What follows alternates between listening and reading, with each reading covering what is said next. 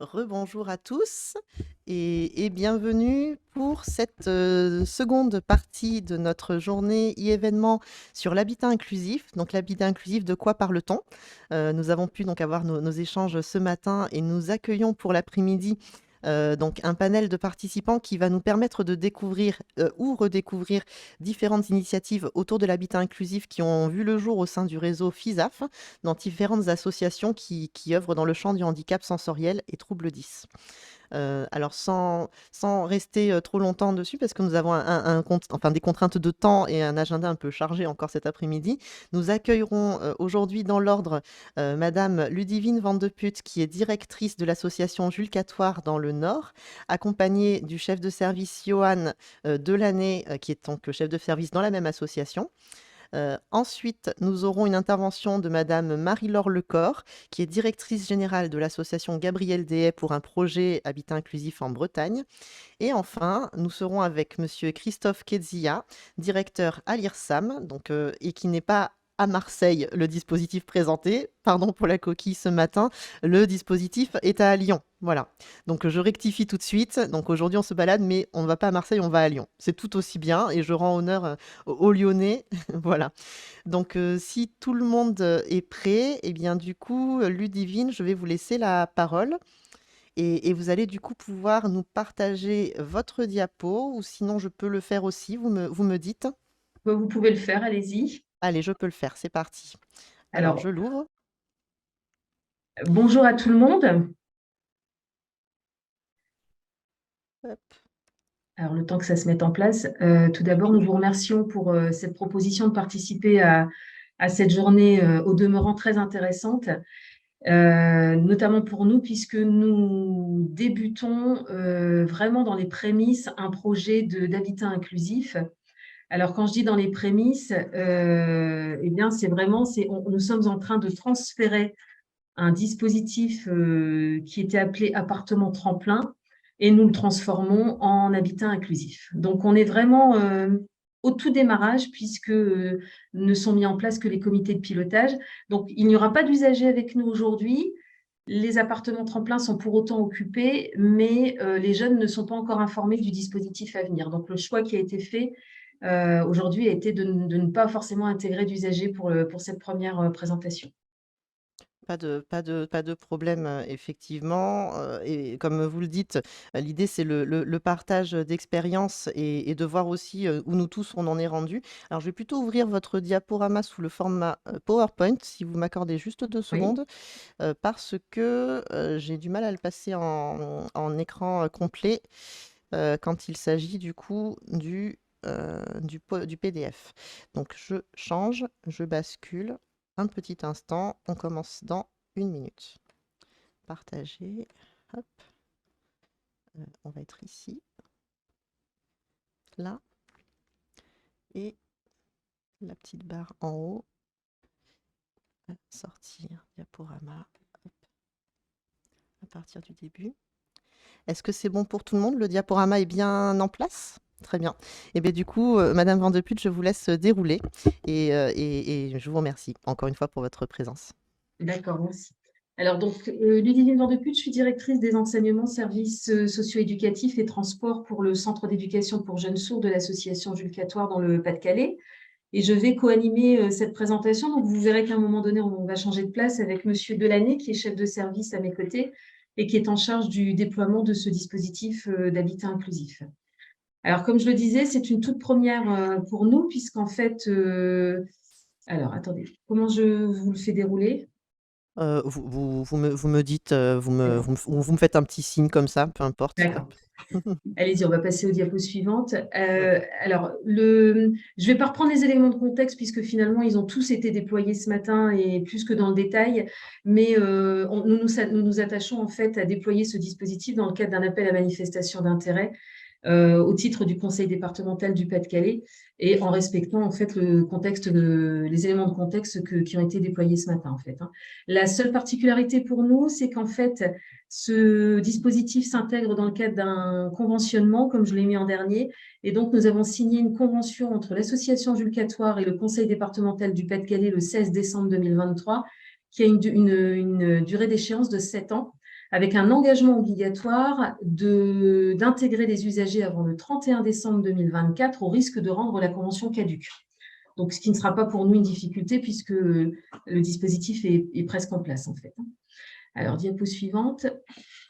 Donc, au travers de cette convention, le porteur a un certain nombre d'engagements.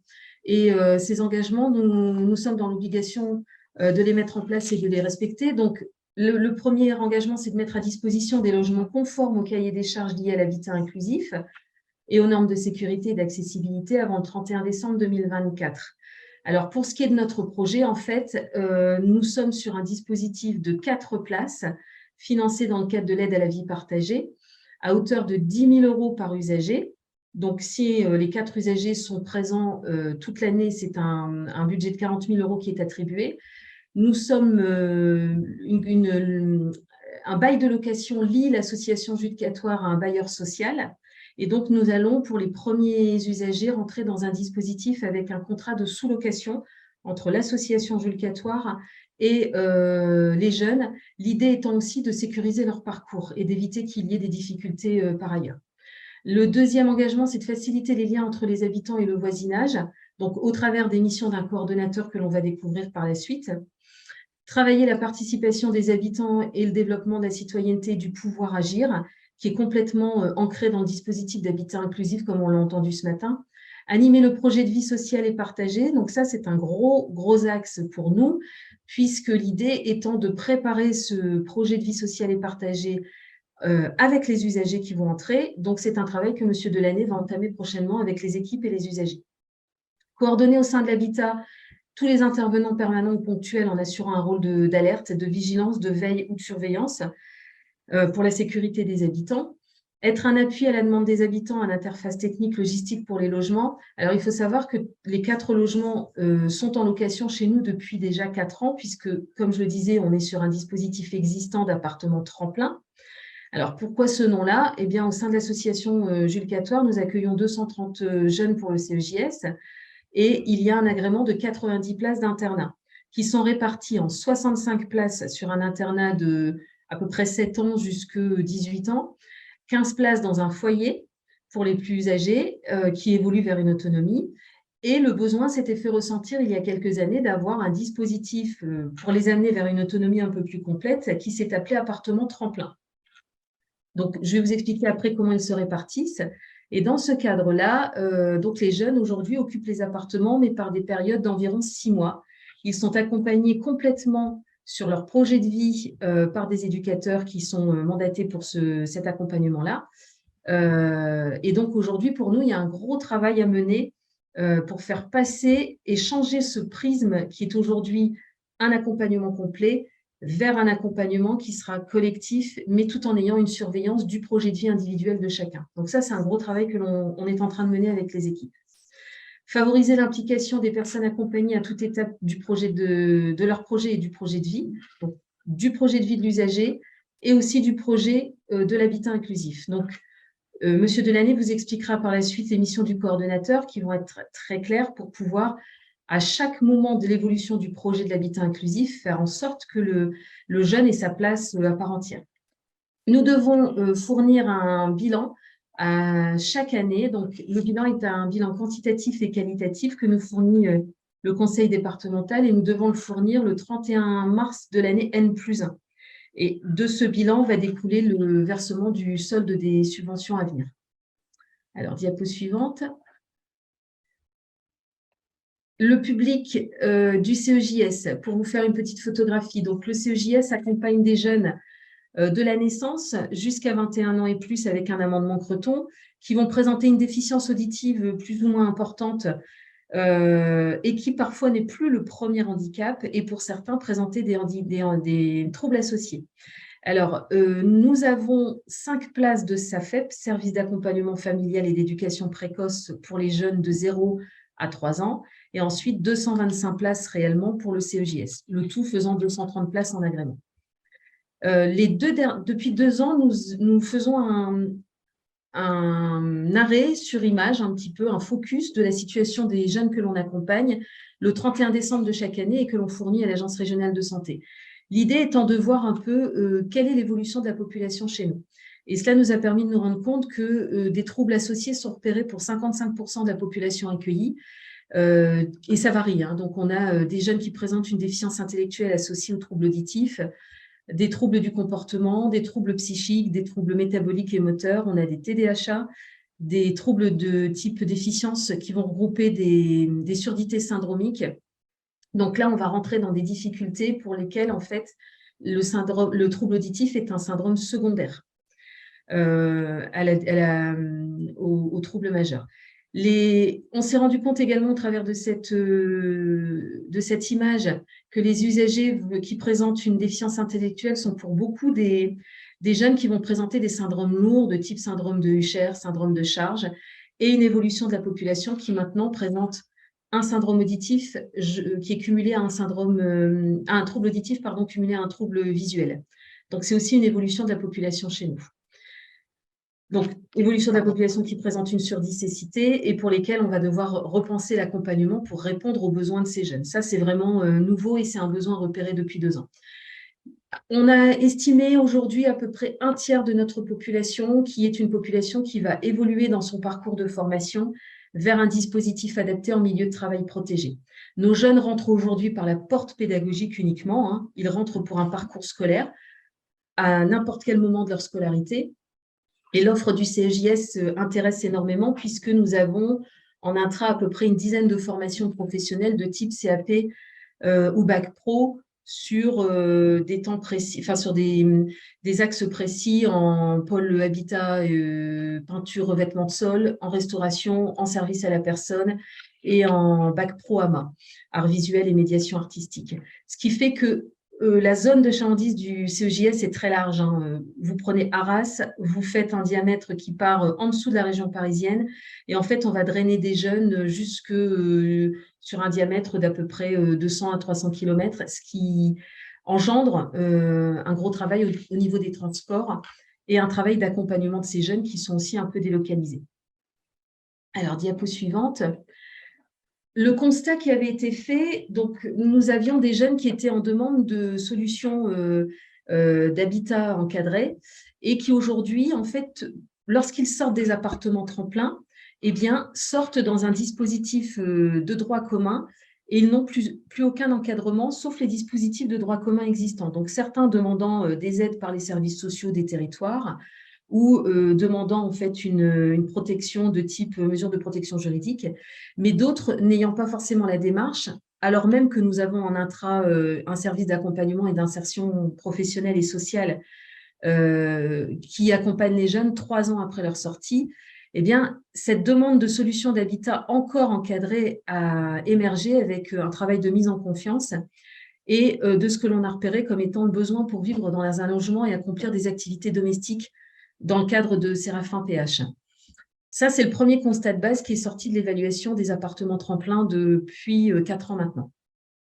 Le deuxième problème, le deuxième constat qui est apparu, c'est une grosse difficulté d'appréhension pour le handicap sensoriel en matière d'inclusion dans la société. Il est vrai que l'isolement est encore très fort et que la communication avec tous les dispositifs de droit commun ou la société de manière générale est encore grandement compliquée et de fait, l'intégration socio-professionnelle s'en ressent également. De là sont nés, de la part de ces jeunes, des besoins d'adaptation importants dans tous les actes de la vie quotidienne, donc même les plus simples, hein. Il faut travailler sur comment utiliser son téléphone, comment se réveiller au travers des outils adaptés, adapter les appartements avec un interphone ou une sonnette, les volumes sonores, travailler sur le voisinage aujourd'hui. Et ce que l'on souhaitait, ces jeunes nous l'ont demandé, en parallèle de ce constat, ils auraient, jusqu'à il y a 2 ans, ils étaient accompagnés, on va dire, jusqu'à l'obtention d'un diplôme de type bac ou CAP. Et ensuite, il y avait une rupture. Mais de nombreux jeunes ont demandé à ce qu'il y ait un accompagnement en post-bac, puisque certains expliquaient, même au travers de la PCH, être en difficulté pour obtenir des heures d'interprétariat et la ressource d'interprétariat qui commence à se raréfier également. Donc, on a constaté, nous, en parallèle, que effectivement, le taux d'illettrisme autour des personnes sourdes est assez important et on a à peine 8% de jeunes sourds qui poursuivent leurs études supérieures, alors que nous, on a une demande en intra par nos jeunes qui ont un parcours complet au CEJS. Et ils souhaitaient pouvoir avoir un travail de consolidation des acquis de formation professionnelle. Donc, ce constat-là est venu nourrir le besoin qui est émané sur le dispositif d'habitat inclusif, avec l'idée que ces dispositifs inclusifs, quels qu'ils soient à destination des personnes sourdes, se doivent de se développer impérativement en centre-ville pour limiter l'isolement des personnes sourdes et surtout faire en sorte qu'elles puissent à un moment donné se regrouper seules pour pouvoir travailler l'après et pas forcément être tout le temps encadrées par les équipes. Donc, elles ont besoin de se sentir en confiance face aux obstacles que représente l'accès à la communication. Alors, diapo suivante.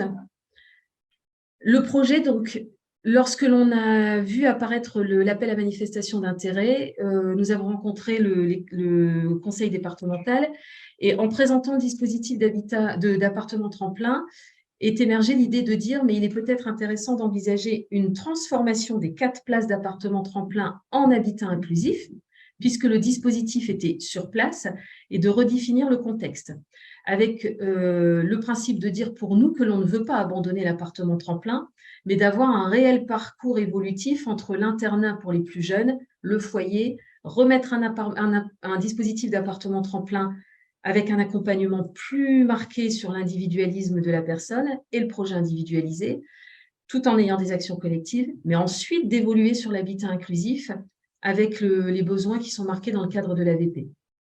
Alors, les critères que nous avons intégrés, c'est que les personnes doivent être majeures, si possible bénéficier de la hache ou d'une autre ressource, puisque nous avons des jeunes apprentis chez nous, et l'idée étant qu'ils puissent en fait s'acquitter du loyer. Donc, ils rentrent dans un logement habitat inclusif, mais avec un bail de sous-location qui sera signé entre l'association Jules Catoire et le locataire. Ils devront donc s'acquitter de toutes les charges locatives au même titre que tout à chacun qui loue un appartement, s'acquitter également des charges d'assurance et également de tous les frais propres au quotidien, puisqu'aujourd'hui, ce n'est pas le cas dans l'appartement tremplin. Donc, pour les jeunes, c'est un gros changement. Lorsqu'ils sont dans les appartements tremplins, ils ne payent strictement rien. C'est l'association Jules Catoire qui supporte le coût complet des dispositifs appartements tremplins. Donc, le premier travail à mener avec les jeunes, c'est justement de leur expliquer qu'ils vont devoir s'acquitter de dépenses comme tout citoyen lambda dans la société. Le deuxième critère, donc le jeune doit être accompagné au sein du CEJS par son parcours de formation professionnelle ou être encore suivi par le service d'accompagnement et d'insertion sociale. Et s'il ne l'est plus, ça peut être un jeune sorti qui rentre dans le dispositif d'habitat inclusif. Le public concerné présente un handicap sensoriel.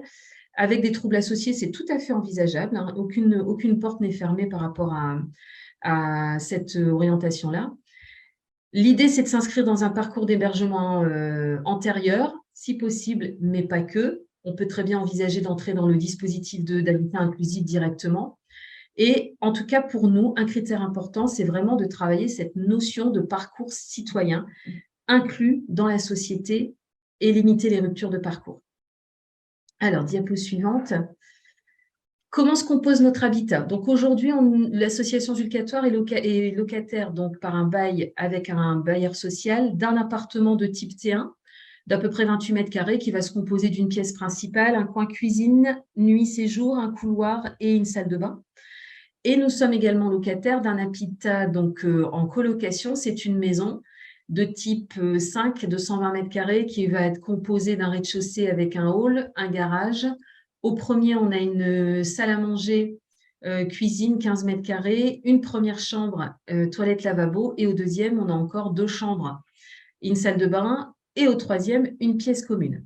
Alors, il faut savoir que dans l'appel à manifestation d'intérêt sur l'aide à la vie partagée, une des obligations sur ce dispositif était de disposer d'espaces de vie commune pour pouvoir justement développer les actions d'aide à la vie partagée.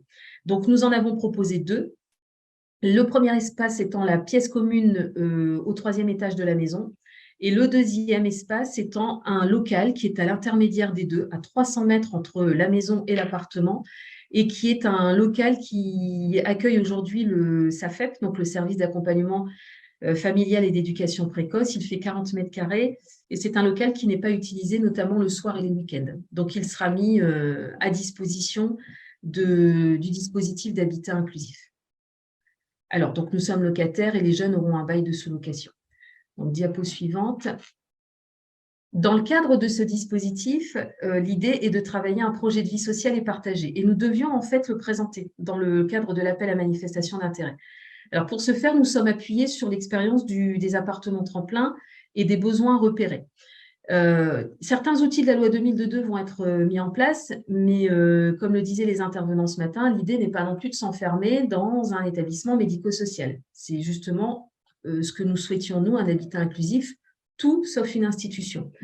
Donc, nous allons quand même venir puiser dans ces outils et en remodeler beaucoup. On sait qu'en tout cas, les outils mis en place aujourd'hui garantissent complètement les droits des usagers et nous allons un peu plus loin avec la démarche d'amélioration continue qui se met en place progressivement. Le dispositif va s'inscrire dans une logique de service rendu à l'usager en fonction de sa singularité et de son projet de vie. Alors, c'est là où est la deuxième difficulté pour nous. Aujourd'hui, nos éducateurs accompagnent les jeunes dans leur projet de vie individuel et surtout dans de l'individualité. Dans le projet de vie sociale et partagée, nous allons demander aux équipes de travailler différemment et en fait d'envisager un accompagnement collectif au travers d'actions collectives, mais qui seraient à visée individuelle quand même et de garantir la sécurité du parcours. Donc, c'est tout un travail de changement de paradigme qui est en cours avec Monsieur Delaney et les éducateurs qui pourraient éventuellement intervenir sur le dispositif. La force de ce projet, c'est de rappeler que l'usager est acteur de son projet de vie et on souhaitait axer l'inclusion comme moteur du déploiement. Donc, le projet de vie social et partagé, lui, relève d'une réflexion co-construite entre les jeunes qui vont intégrer l'habitat inclusif et qui sera encadré par le coordonnateur du dispositif. Donc, aujourd'hui, ce projet de vie sociale et partagé n'est pas encore développé dans sa totalité, mais on a quelques grands axes. Alors, diapo suivante. Donc, l'aide à la vie partagée, pour ce qui nous concerne, est un financement individuel qui est de 10 000 € par habitant pour nous. Il est versé aux porteurs de projet, donc il est versé à l'association Jules Catoire. Pour 4 habitants, c'est un total de 40 000 € si toutefois les locataires entrent, on va dire, au 1er janvier et sont présents sur une année civile. Les modalités de versement, elles sont déclinées dans le cadre de la convention. Donc, c'est un versement de 80% à la signature de la convention du contrat de sous-location, pardon, avec le premier habitant qui entrera chez nous. Et le solde sera versé, le solde de 20% sera versé à la fourniture du bilan en année N+1, le bilan que l'on dépose le 31 mars de l'année N+1. Donc, vous imaginez qu'en démarrage de projet, ben ça, c'est une première difficulté puisque nous savons que nous allons créer un emploi. Alors, soit ça sera un recrutement interne, soit on créera. Le profil n'est pas encore défini. Nous ne savons pas encore si nous envisageons que ce soit des éducateurs, moniteurs éducateurs ou une conseillère en économie sociale et familiale. Rien n'est encore défini. L'idée, c'est vraiment de trouver une personnalité et une envie de travailler différemment ce projet-là. Mais pour nous, comme on le démarre, il va falloir que l'on intègre les usagers. Et évidemment, le versement se fait au prorata du nombre de mois de présence dans l'appartement. Donc, la première année, ben, ça sera une année un peu particulière en montée en charge. Donc, l'AVP, c'est bien une aide individuelle qui va permettre de financer pour nous un temps de coordination que l'on avait estimé à un équivalent temps plein et le coordonnateur aura la charge d'animer le projet de vie sociale et partagée. Alors, diapo suivante et je vais laisser la place à Monsieur Delaney qui va prendre le relais. Merci.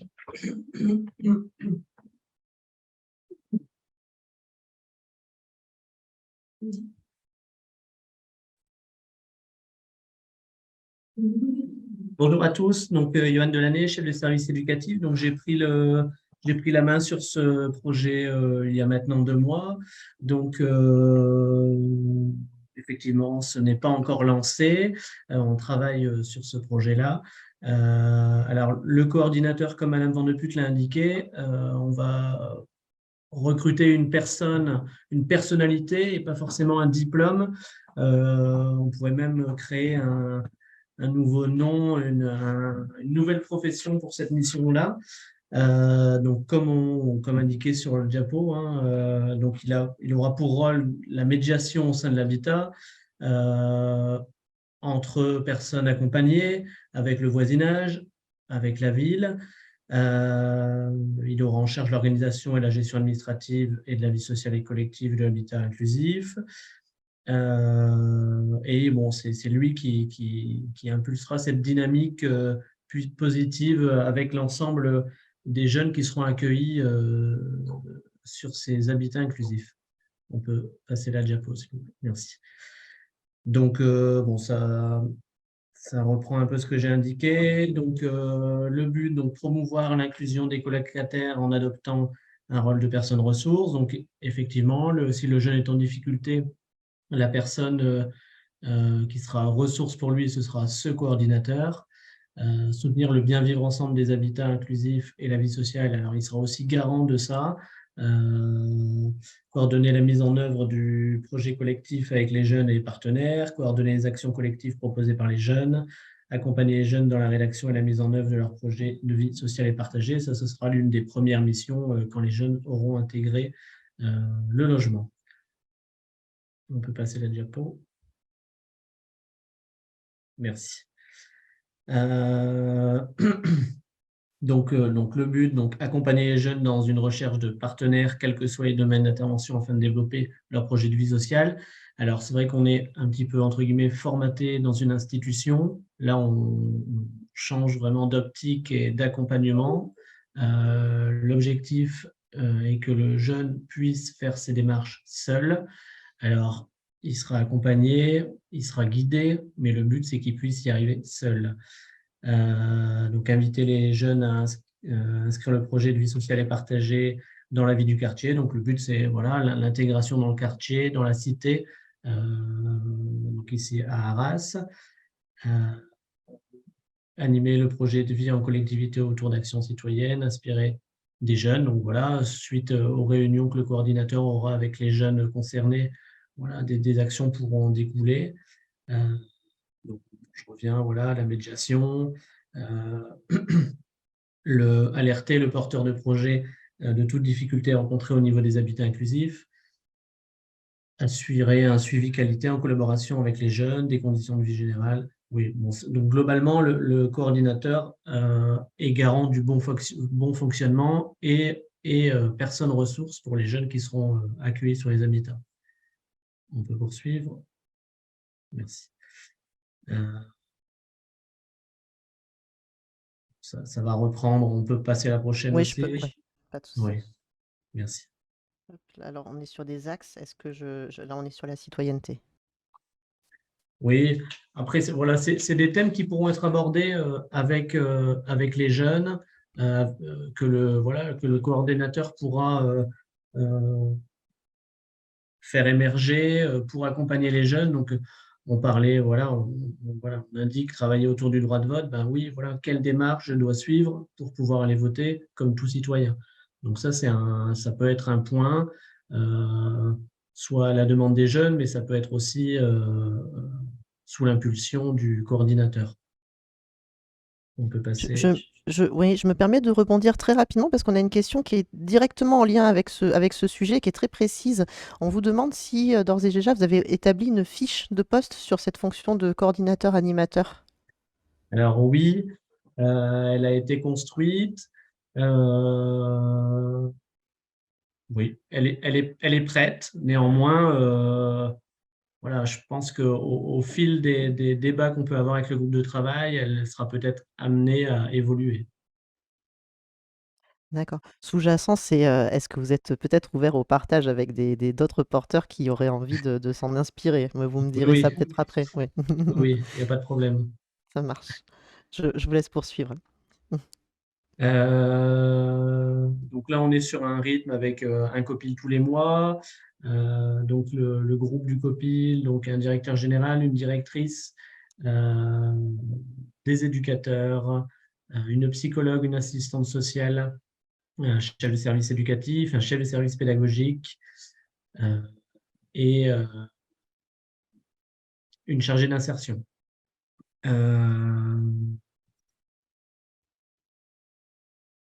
Ouais, alors, au niveau des échéances, là, l'objectif, c'est de faire profiter cet habitat inclusif. Donc, dans un premier temps, le studio dès septembre 2023 et ensuite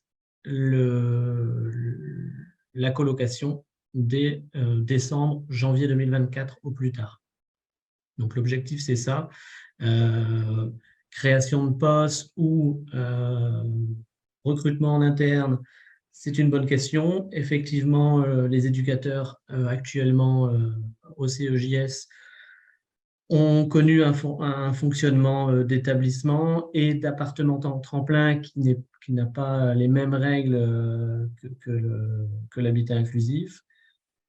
Ça reste encore à discuter.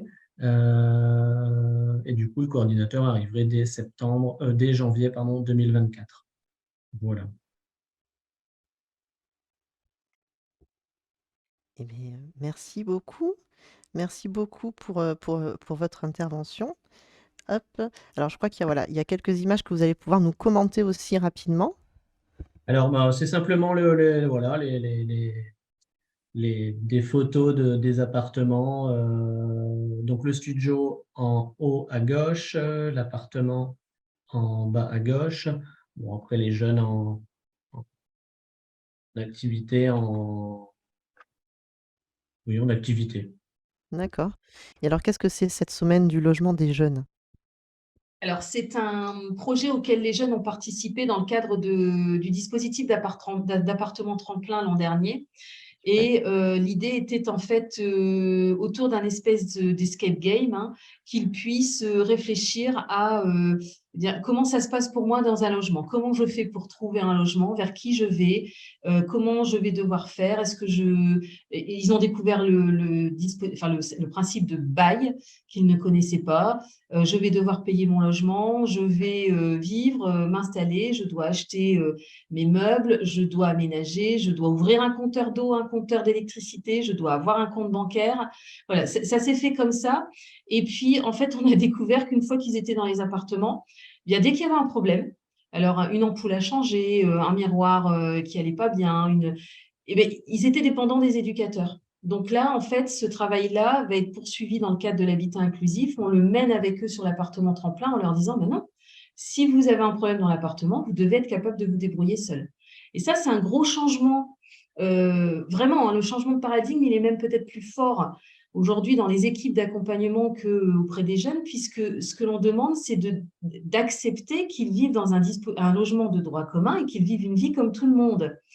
Alors, seuls ou entraidés quand ils sont en colocation. Et donc, ça veut dire accepter les risques.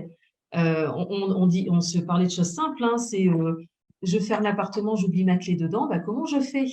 Ça, c'est la vie de tous les jours. Je pense que on a tous été étudiants à un moment donné, c'est arrivé à tout le monde dans sa vie. Je prenais l'exemple, pas très longtemps, ils auront bien un dégât des eaux un jour ou l'autre. Eh bien, voilà, évidemment, le coordonnateur sera là à un moment donné, mais on a bien insisté sur le fait que la particularité du dispositif d'habitat inclusif, c'est de dire le coordonnateur doit s'inscrire dans des missions collectives, donc tout ce qui a été décrit comme actions qui ont été déployées, que ce soit la citoyenneté, les actions d'éducation à la santé ou autres, elles seront travaillées en collectif au travers de l'aide à la vie partagée, mais le coordonnateur aura quand même un œil sur le parcours du jeune. Alors, je vais vous donner un exemple qui a été un long débat pour nous dans le comité de pilotage. D'un point de vue accompagnement des jeunes, nous avons des jeunes avec des parcours difficiles hein, sur le plan psychologique. Et la psychologue nous disant, mais oui, mais quelle est alors ça, c'est une vraie question. Quel est le niveau de responsabilité du coordonnateur et de l'association face aux risques que présentent certains jeunes? Et notamment, elle me disait, ben voilà, si le jeune fait une tentative de suicide. Et ben, ça a été un long travail, un long débat pour expliquer qu'il y a d'abord le degré de l'urgence. S'il y a urgence, ben, on appelle les pompiers, etc. Et puis après, il y a l'acceptation du risque par lui-même. Et là, le rôle du coordonnateur, ce sera justement d'alerter à un moment donné. Est-ce qu'il y a un mandataire judiciaire? Oui, non. S'il n'y en a pas, est-ce qu'il faut en mettre un? Est-ce qu'il y a un médecin traitant? Oui, non. Comment on le trouve? Déployer aussi avec ses collègues la possibilité de mettre en réseau et de faire en sorte que le jeune comprenne qu'à un moment donné, il devra se débrouiller seul, comme ça nous est arrivé à nous et comme ça arrivera encore demain. On a rappelé que l'habitat inclusif pour l'association Jules Catoire, c'est l'outil d'un point de vue handicap sensoriel, trouble auditif, qui va être le vecteur d'un travail inclusif et de sensibilisation de la société à la difficulté d'appréhender le handicap sensoriel déficience auditive. Aujourd'hui, on voit vraiment, alors plein de monde nous dit à Arras, ah ben on voit vos jeunes à la gare, on les voit sur la place quand les beaux jours arrivent, etc. Ils se promènent, oui c'est vrai, mais ils restent entre eux, ils restent isolés. Parce qu'en fait, il faut casser cette représentation du handicap sensoriel et il faut, alors c'est toute la difficulté de la pratique de la LSF, mais aujourd'hui, ce que on fait passer comme message, c'est qu'on peut communiquer avec une personne malentendante ou sourde avec d'autres moyens. On n'a pas forcément besoin d'avoir une technique de LSF poussée et il y a d'autres moyens de pouvoir communiquer. Le message que l'on veut passer, c'est l'habitat inclusif et l'outil qui va nous permettre d'ouvrir et d'aller vers la société pour ces personnes sourdes et malentendantes. Merci beaucoup. Mais de rien. Merci beaucoup pour votre présentation, à tous les 2. J'ai une petite question qui arrive dans le chat qui nous dit, quel profil de métier, vous avez envisagé du coup, plus exactement dans le recrutement au niveau de l'habitat? Quel profil de métier et quelles compétences identifier pour parvenir à travailler sur l'habitat inclusif? C'est une très bonne question. Comme je disais tout à l'heure, on n'a pas identifié un diplôme. Là, aujourd'hui, on va plutôt recruter une personnalité qui partagera cette évolution dans le secteur. Et donc les missions, comme j'ai dit tout à l'heure, voilà, le rôle de médiation, de médiateur, la connaissance des partenaires, le travail avec les partenaires, la relation avec le public, donc là les jeunes, sourds ou malentendants, donc une personne signante serait un plus. Après, voilà, ça, peut-être qu'on cherche la perle rare, mais on ira la chercher. Et alors j'ai presque envie de vous poser la question inverse pour les personnes qui seront accompagnées. Du coup, on l'a d'ailleurs un peu évoqué ce matin sur la question des files actives et de la possibilité de candidater sur ce type d'habitat. Comment vous l'avez envisagé du coup, cette question de l'intégration et de l'entrée dans l'habitat inclusif? Alors là, on est en train de travailler sur un flyer de présentation, donc vraiment flyer, toute petite plaquette, avec plus de détails sur un autre document recto verso pour expliquer aux jeunes, mais ce qu'on va faire, c'est créer une vidéo par un interprète pour expliquer aux jeunes c'est quoi l'habitat inclusif, quelles sont les conditions pour y entrer, comment ça se passe. Voilà. Ok. Eh bien, c'est parfait et on est juste dans les temps. Alors, sauf si vous aviez un petit mot de la fin, nous n'avons pas d'autres questions et on va peut-être du coup avancer le sujet. En tout cas, un grand merci à vous deux et belle aventure du coup, puisque c'est le début et il y a encore plein de belles choses à vivre pour vous-même comme pour les futurs habitants et tous les partenaires autour du projet. Merci beaucoup. Merci. Merci beaucoup. Eh bien, on avait une petite remarque, simplement, la perle existe, mais nous avons trouvé 1 an à la trouver. Alors, en parlant de profession, sur les recrutements, il était impératif qu'elle puisse communiquer en langue des signes française et en langue des signes française tactile. Et comme quoi, c'est possible. Donc, gardez espoir. On va trouver. Merci. Ouvrez votre perle, vous aussi. Ah, mais attendez, j'ai les questions qui pleuvent. Alors, par contre, c'est vrai qu'on est un peu juste en termes de temps, mais on va y... Alors, comment avez-vous envisagé la mixité, dans cet habitat? On nous demande aussi. Est-ce que vous avez envisagé la mixité et comment vous l'avez envisagée? Alors, elle est envisagée, au sein de l'association Jules Catoire, la mixité est envisagée depuis longtemps puisqu'elle existe déjà dans les internats. Donc, elle est envisagée au niveau de la maison. Aujourd'hui, les appartements tremplins fonctionnent en mixité. Alors, c'est tout un travail à mener. Là, pour le coup, sur les appartements tremplins, on est serein puisque ce sont des jeunes qui ont déjà un parcours d'internat. Donc, ils savent qu'il faut être vigilant. Sur l'habitat inclusif, au niveau de la colocation, c'est un travail qui sera mené et avec l'idée de travailler avec les jeunes un petit outil où il y aura un certain nombre de valeurs à respecter et de règles à respecter. On s'est aussi posé la question du couple. Qu'est-ce qui va se passer puisqu'ils sont dans un appartement chez eux, hein, voilà, donc ils vont peut-être démarrer leur parcours seuls et à un moment donné vivre en couple. Et bien à ce moment-là, l'idée est venue de dire on accompagnera le couple pour leur proposer d'évoluer sur un dispositif de droit commun complet, ou peut-être que nous on verra et on le souhaite, le dispositif d'habitat inclusif se déployer avec des idées de coportage d'autres associations. On est déjà sur cette dimension-là. Super, super, super. Mais écoutez, encore merci du coup pour vos Merci réponses. beaucoup à vous. Très bien.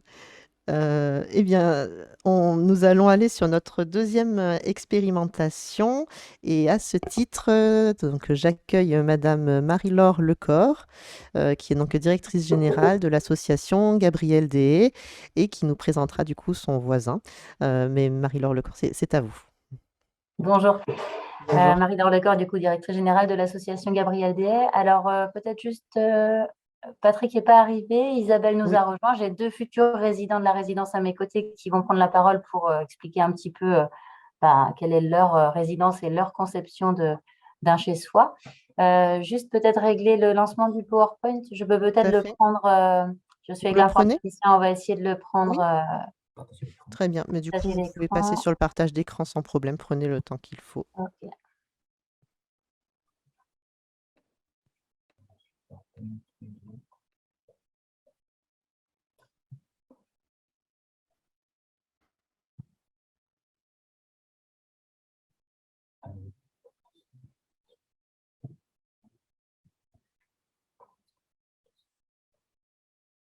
En plus, là.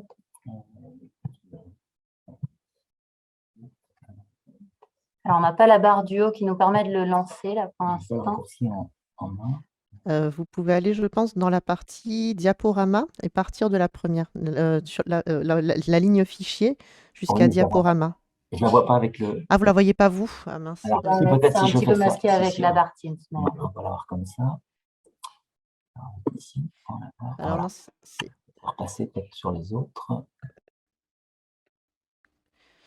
sinon, la barre du zoom peut se décaler si vous avez besoin de vous cliquer et vous le gardez cliqué en le descendant un peu plus bas pour vous la décaler. Pardon.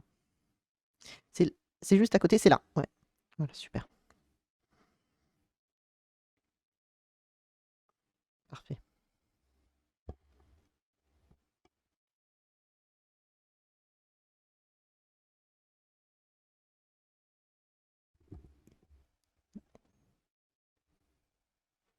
Ouais.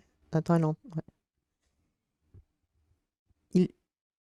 Il faut rallumer votre micro, Madame Lecor. Ouais. Il s'est coupé Super. automatiquement. Merci à vous. Bon, très bien. Donc, oui, voilà. Du coup, je vais peut-être démarrer par une présentation rapide de la résidence, à savoir que je partage tout ce qui a été dit avant, mais nous, on n'est pas encore au stade du fonctionnement. On est vraiment au stade de la maîtrise d'ouvrage et puis de la construction, en fait, d'un habitat inclusif. Donc, je me propose de commencer par cette partie-là et puis, du coup, on va attendre Patrick pour faire une présentation un petit peu du projet par les résidents eux-mêmes. Oui, très bien. Alors, c'est ceci. Le PowerPoint veut bien se lancer, décidément. Ah, voilà. Bon, du coup, je ne vais pas rentrer dans les détails, mais juste présenter rapidement l'association Gabriel Deshaies. Du coup, voilà, c'est inscrit dans les statuts qu'elle milite pour faire avancer la cause des personnes en situation de handicap sensoriel et langage. On a aussi un foyer d'accueil médicalisé dans le champ de la surdicécité et on porte l'équipe relais handicap rare de Bretagne. Donc, dans nos statuts sont prévus l'idée de repérer les besoins émergents, d'interpeller les décideurs et puis de proposer des réponses. Donc, c'est à ce titre-là que nous avons développé ce projet de résidence inclusive. Je ne vais pas rentrer dans le détail sur l'histoire de l'association. Je vous épargne un peu le passé. Voilà, vous redire du coup que l'association aujourd'hui, c'est 16 établissements, services et dispositifs. Donc, on va avoir des établissements qui sont assez anciens, qui sont là depuis l'origine de l'association en 91. l'action de l'association, elle a démarré en 1808. Donc, c'est vous dire un petit peu que ce n'est pas la première fois que l'association s'adapte à l'évolution de la société. Aujourd'hui, on est une association de taille moyenne dans le Morbihan, donc on se situe à Brec, à côté d'Auray, pour ceux qui connaissent un petit peu la Bretagne.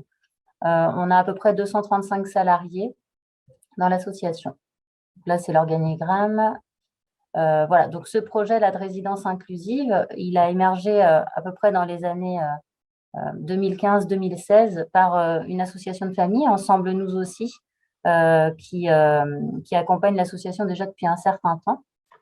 Donc, sur la base de besoins repérés, en fait, on avait consulté des personnes en situation de surdicécité, de cécité, de malvoyance.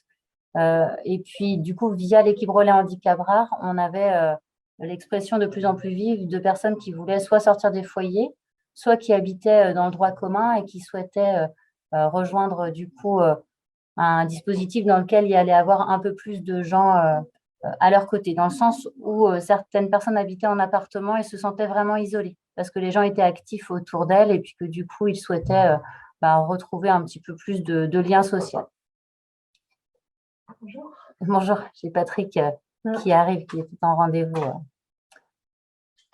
Du coup, voilà, on a eu des temps de concertation au niveau du projet d'habitat inclusif. On a essayé d'affiner un petit peu le besoin. On a eu l'occasion de communiquer aussi dans les réseaux et puis dans les différentes communautés pour voir vraiment quelle offre on allait proposer. On a participé à des réflexions nationales aussi. On a lancé le concours d'architecte en 2019. Donc, je rejoins ce qui a été dit ce matin, à savoir que pour nous aussi, il a fallu presque 7 ans pour en arriver là où on en est aujourd'hui. Et donc, on met en œuvre le projet de manière opérationnelle depuis 2021. Et donc, actuellement, ça a été un petit peu freiné par la crise. Mais depuis, on est sur la construction et on pressent l'ouverture à peu près là, à l'automne 2023. Alors, j'ai Patrick qui nous a rejoint. Le bureau va bientôt être trop petit. Vous pouvez nous rejoindre, Patrick ? On va le laisser s'installer. Donc, on est parti sur la construction de 16 appartements individuels privatifs et des espaces collectifs, comme ça a été dit ce matin. Donc, l'idée, c'était de vraiment renforcer l'accessibilité au handicap sensoriel, au langage, à la surdicécité. Voilà, nous voilà à peu près tous les trois. On va rapprocher tout à l'heure. Donc, en fait, on a construit sur une parcelle de 3300 m² à proximité du bourg, en fait, et des commerces présents, vraiment au cœur d'un lotissement tout neuf qui se créait. Donc, à cet effet, il y a pas mal de mixité sociale, du coup. On est près de la salle des sports aussi. Donc, la structure, elle va faire 890 m². Donc, on est résolument dans le champ du droit commun et non du médico-social. On n'est pas classé en ERP, malgré le fait d'avoir 16 personnes qui peuvent rencontrer des difficultés. Du coup, ce sont des logements équipés d'environ 27 m² avec des placards, des kitchenettes. Donc, on l'a dit, quelques espaces communs, avec une cuisine pour partager des moments ensemble si les résidents le souhaitent. L'encadrement, donc c'est un peu moins de 6 équivalents temps plein. Donc, ce que je n'ai pas dit tout à l'heure, c'est qu'en fait, on est sur un habitat inclusif renforcé quand même. Donc, c'est à la… Vous m'entendez pas? Si, c'est bon. Si, très bien. Si, très bien. D'accord, je croyais que vous aviez… Par contre, en fait, c'était parce que vous avez un filtre flou, donc je voyais si on pouvait essayer de vous l'enlever pour ne pas vous gêner. Mais du coup, vous voyez, je vous ai gêné quand même, je suis désolée. Non, mais c'est juste que du coup, je ne vais peut-être pas savoir le faire avec… Ça va être à côté sur le petit onglet « Démarrer la vidéo », il y a un petit truc sur le côté, une espèce de petite flèche. Et en fait, c'est en cliquant dessus que vous allez pouvoir choisir de flouter mon arrière-plan ou de ne pas le flouter. Mais enfin, après, c'est pas… Ouais, alors là, j'ai plus les écrans habituels du tout parce que de toute façon, ce que je vais faire, c'est que je vais mettre l'écran devant celui qui parle au fur et à mesure et comme ça, vous n'aurez pas le problème du flou pour les autres. Parfait. Merci à vous.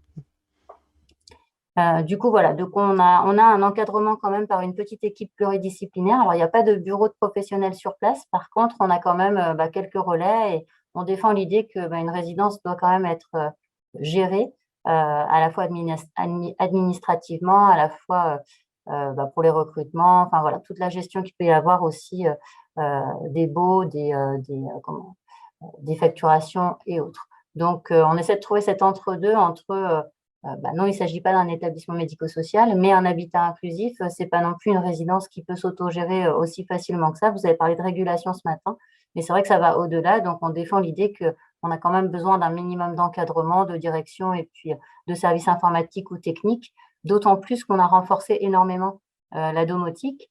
Vous voyez, pour bien moins que ça, on est en difficulté avec le système informatique. Donc, dans une résidence dans laquelle on a vraiment développé des systèmes comme la KNX et autres, on va avoir besoin forcément d'avoir des relais. Donc, l'idée, ce n'est pas non plus de tout faire reposer sur le coût des loyers. On va le voir tout à l'heure. Mais voilà, on a quand même un petit peu de professionnels autour. Donc, on a aussi la présence d'un interprète d'Elan de l'association Gabriel DN. Donc, en fait, on fait travailler pour la domotique une entreprise qui s'appelle Tidigor, qui est composée uniquement de personnes atteintes de surdité. Et du coup, cette entreprise du milieu ordinaire, mieux que personne, peut nous orienter sur toute cette domotique. Donc, on a dans les réunions de chantier un travail assez intéressant parce que du coup, autour de toutes les entreprises, on a l'une des entreprises, et pas la moindre, le lot, c'est électricité et domotique, qui est composé de personnes sourdes. Donc, on a un interprète, y compris dans toutes les réunions de chantier depuis le départ. Donc, ça a une particularité, celle d'amener beaucoup, beaucoup de calme et de prise de parole, chacun à son tour. Et c'est vertueux parce qu'on sent quand même que du coup, le chantier ne s'emballe pas et que les entreprises se respectent entre elles. Voilà, donc on est, je le disais, sur quand même une sécurité qui nous a semblé nécessaire. Malgré l'autonomie des résidents, on n'oppose pas les deux notions. Chacune des personnes va avoir une prestation de compensation du handicap ou le bénéfice d'un SAVS ou des aides humaines de son choix. Certains des futurs résidents ont déjà des partenaires qui interviennent, comme la DMR ou autres, à leur domicile.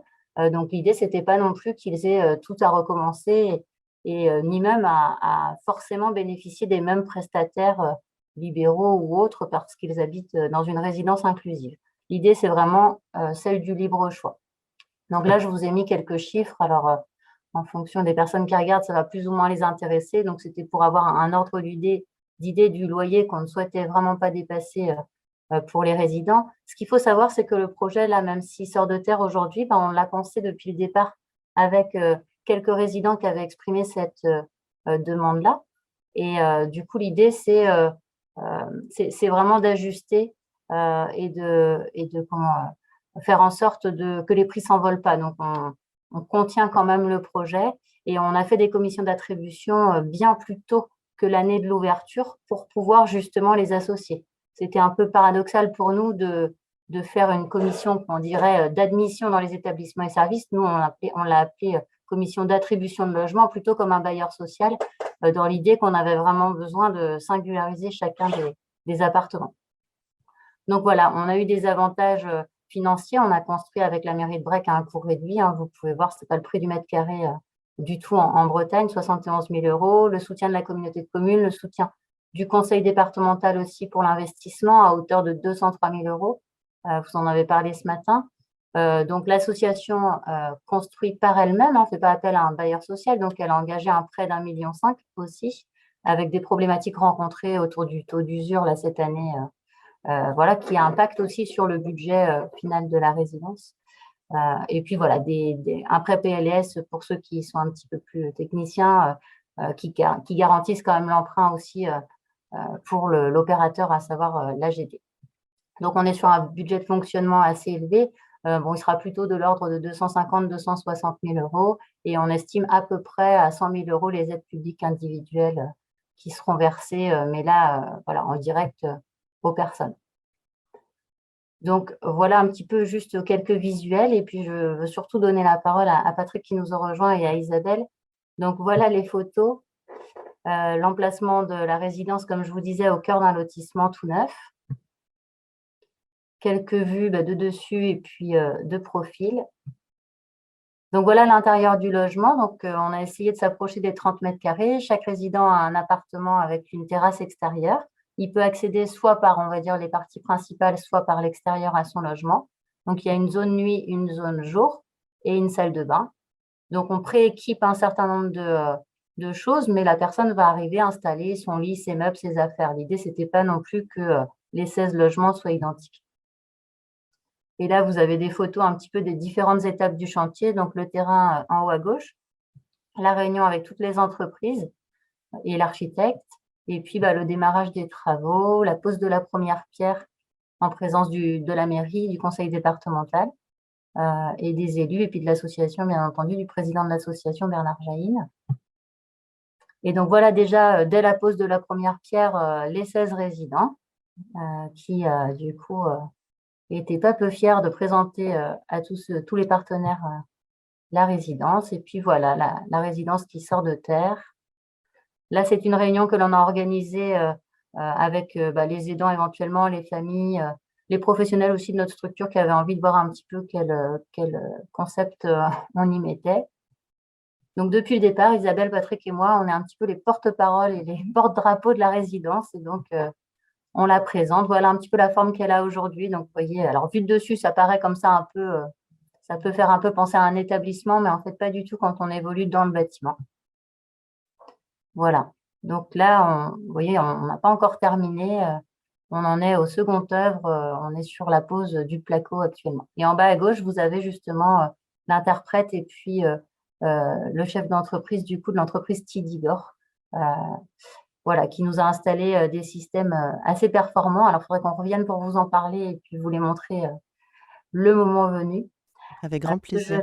Oui, c'est ça. Là c'est difficilement mesurable parce qu'en fait, la résidence, on n'est pas encore installé dedans. Donc, je préfère donner la parole du coup à Patrick et Isabelle pour qu'ils vous donnent un peu leur vision des choses et puis peut-être vous expliquent en quoi ça peut répondre à leurs besoins. Oui, je me vois. Vous êtes là. Bonjour à tous, je m'appelle Patrick Romain, j'ai 59 ans.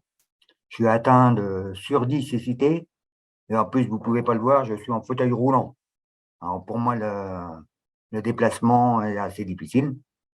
C'est pour ça que j'ai souhaité adhérer à ce projet qui est un projet de longue haleine, on va dire, mais qui arrive quand même à se concrétiser. Et après plusieurs réunions avec l'architecte, avec l'association Gabriel Deshaies, avec le coordinateur des travaux, on a fait pas mal de réunions pour savoir à quoi on avait besoin dans la résidence, c'est-à-dire comme les contrastes, les tables d'adduction avec écran, parce qu'on peut être sourd ou non-voyant. Et il y a toujours des petites règles qu'on améliore et ça a marché dans ce sens-là. C'est pour ça que le projet m'a beaucoup plu. Et en plus, il y avait la sécurité, comme a dit Madame Lecœur. Et à Breck, ils ont fait quelque chose de très bien, en plus de faire la résidence. Accessibilité au magasin.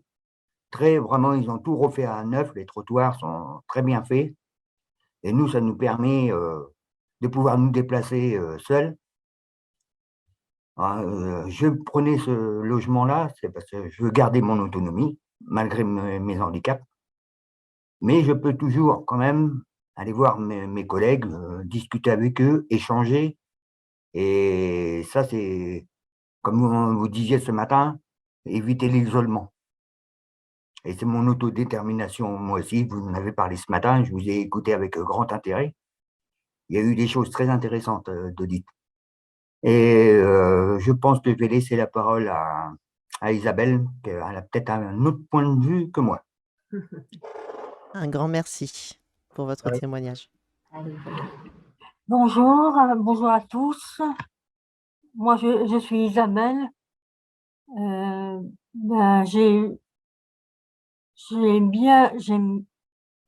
dire?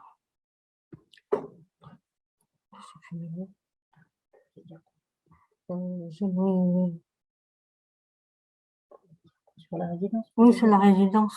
Ouais. Vous voyez les choses comment? Je les vois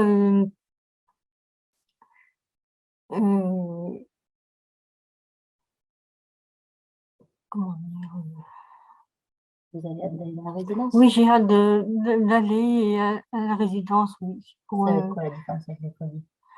Ben, il y aura moins d'éducateurs Mhm. et on sera un peu plus libre. Mais on sera encore, Les horaires, et on, bien s- bougé. et on sera,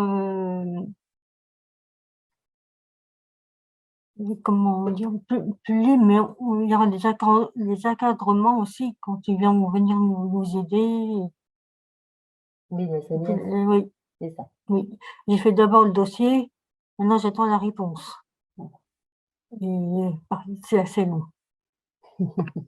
En fait, ce qu'Isabelle dit, c'est qu'elle va avoir le bénéfice du service d'accompagnement à la vie Oui, sociale, voilà, c'est ça. mais c'est un peu difficile de se projeter puisque, par exemple, Isabelle, elle est en foyer de vie actuellement. Oui. Donc, elle a l'autonomie tout à fait suffisante pour intégrer la résidence inclusive.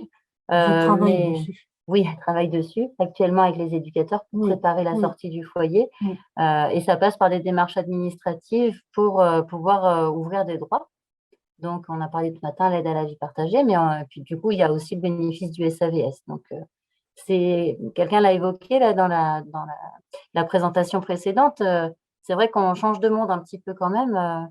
On a l'habitude dans un foyer d'avoir un petit peu tout. Alors, on subit un peu le collectif. Il y a beaucoup d'horaires. C'est vrai que on l'a vu avec la période Covid. C'était pas forcément évident de vivre en foyer dans cette période-là. Mais passer de l'un à l'autre, ça s'accompagne aussi. Donc, nos équipes sont vraiment là à tous les niveaux pour préparer aussi toutes ces démarches-là. Donc, pour certains, ça fait 2 ans déjà qu'ils préparent, qu'ils apprennent à faire du linge ou à se préparer à manger. Oui, se servir son café, préparer son petit déjeuner dès le matin. Voilà.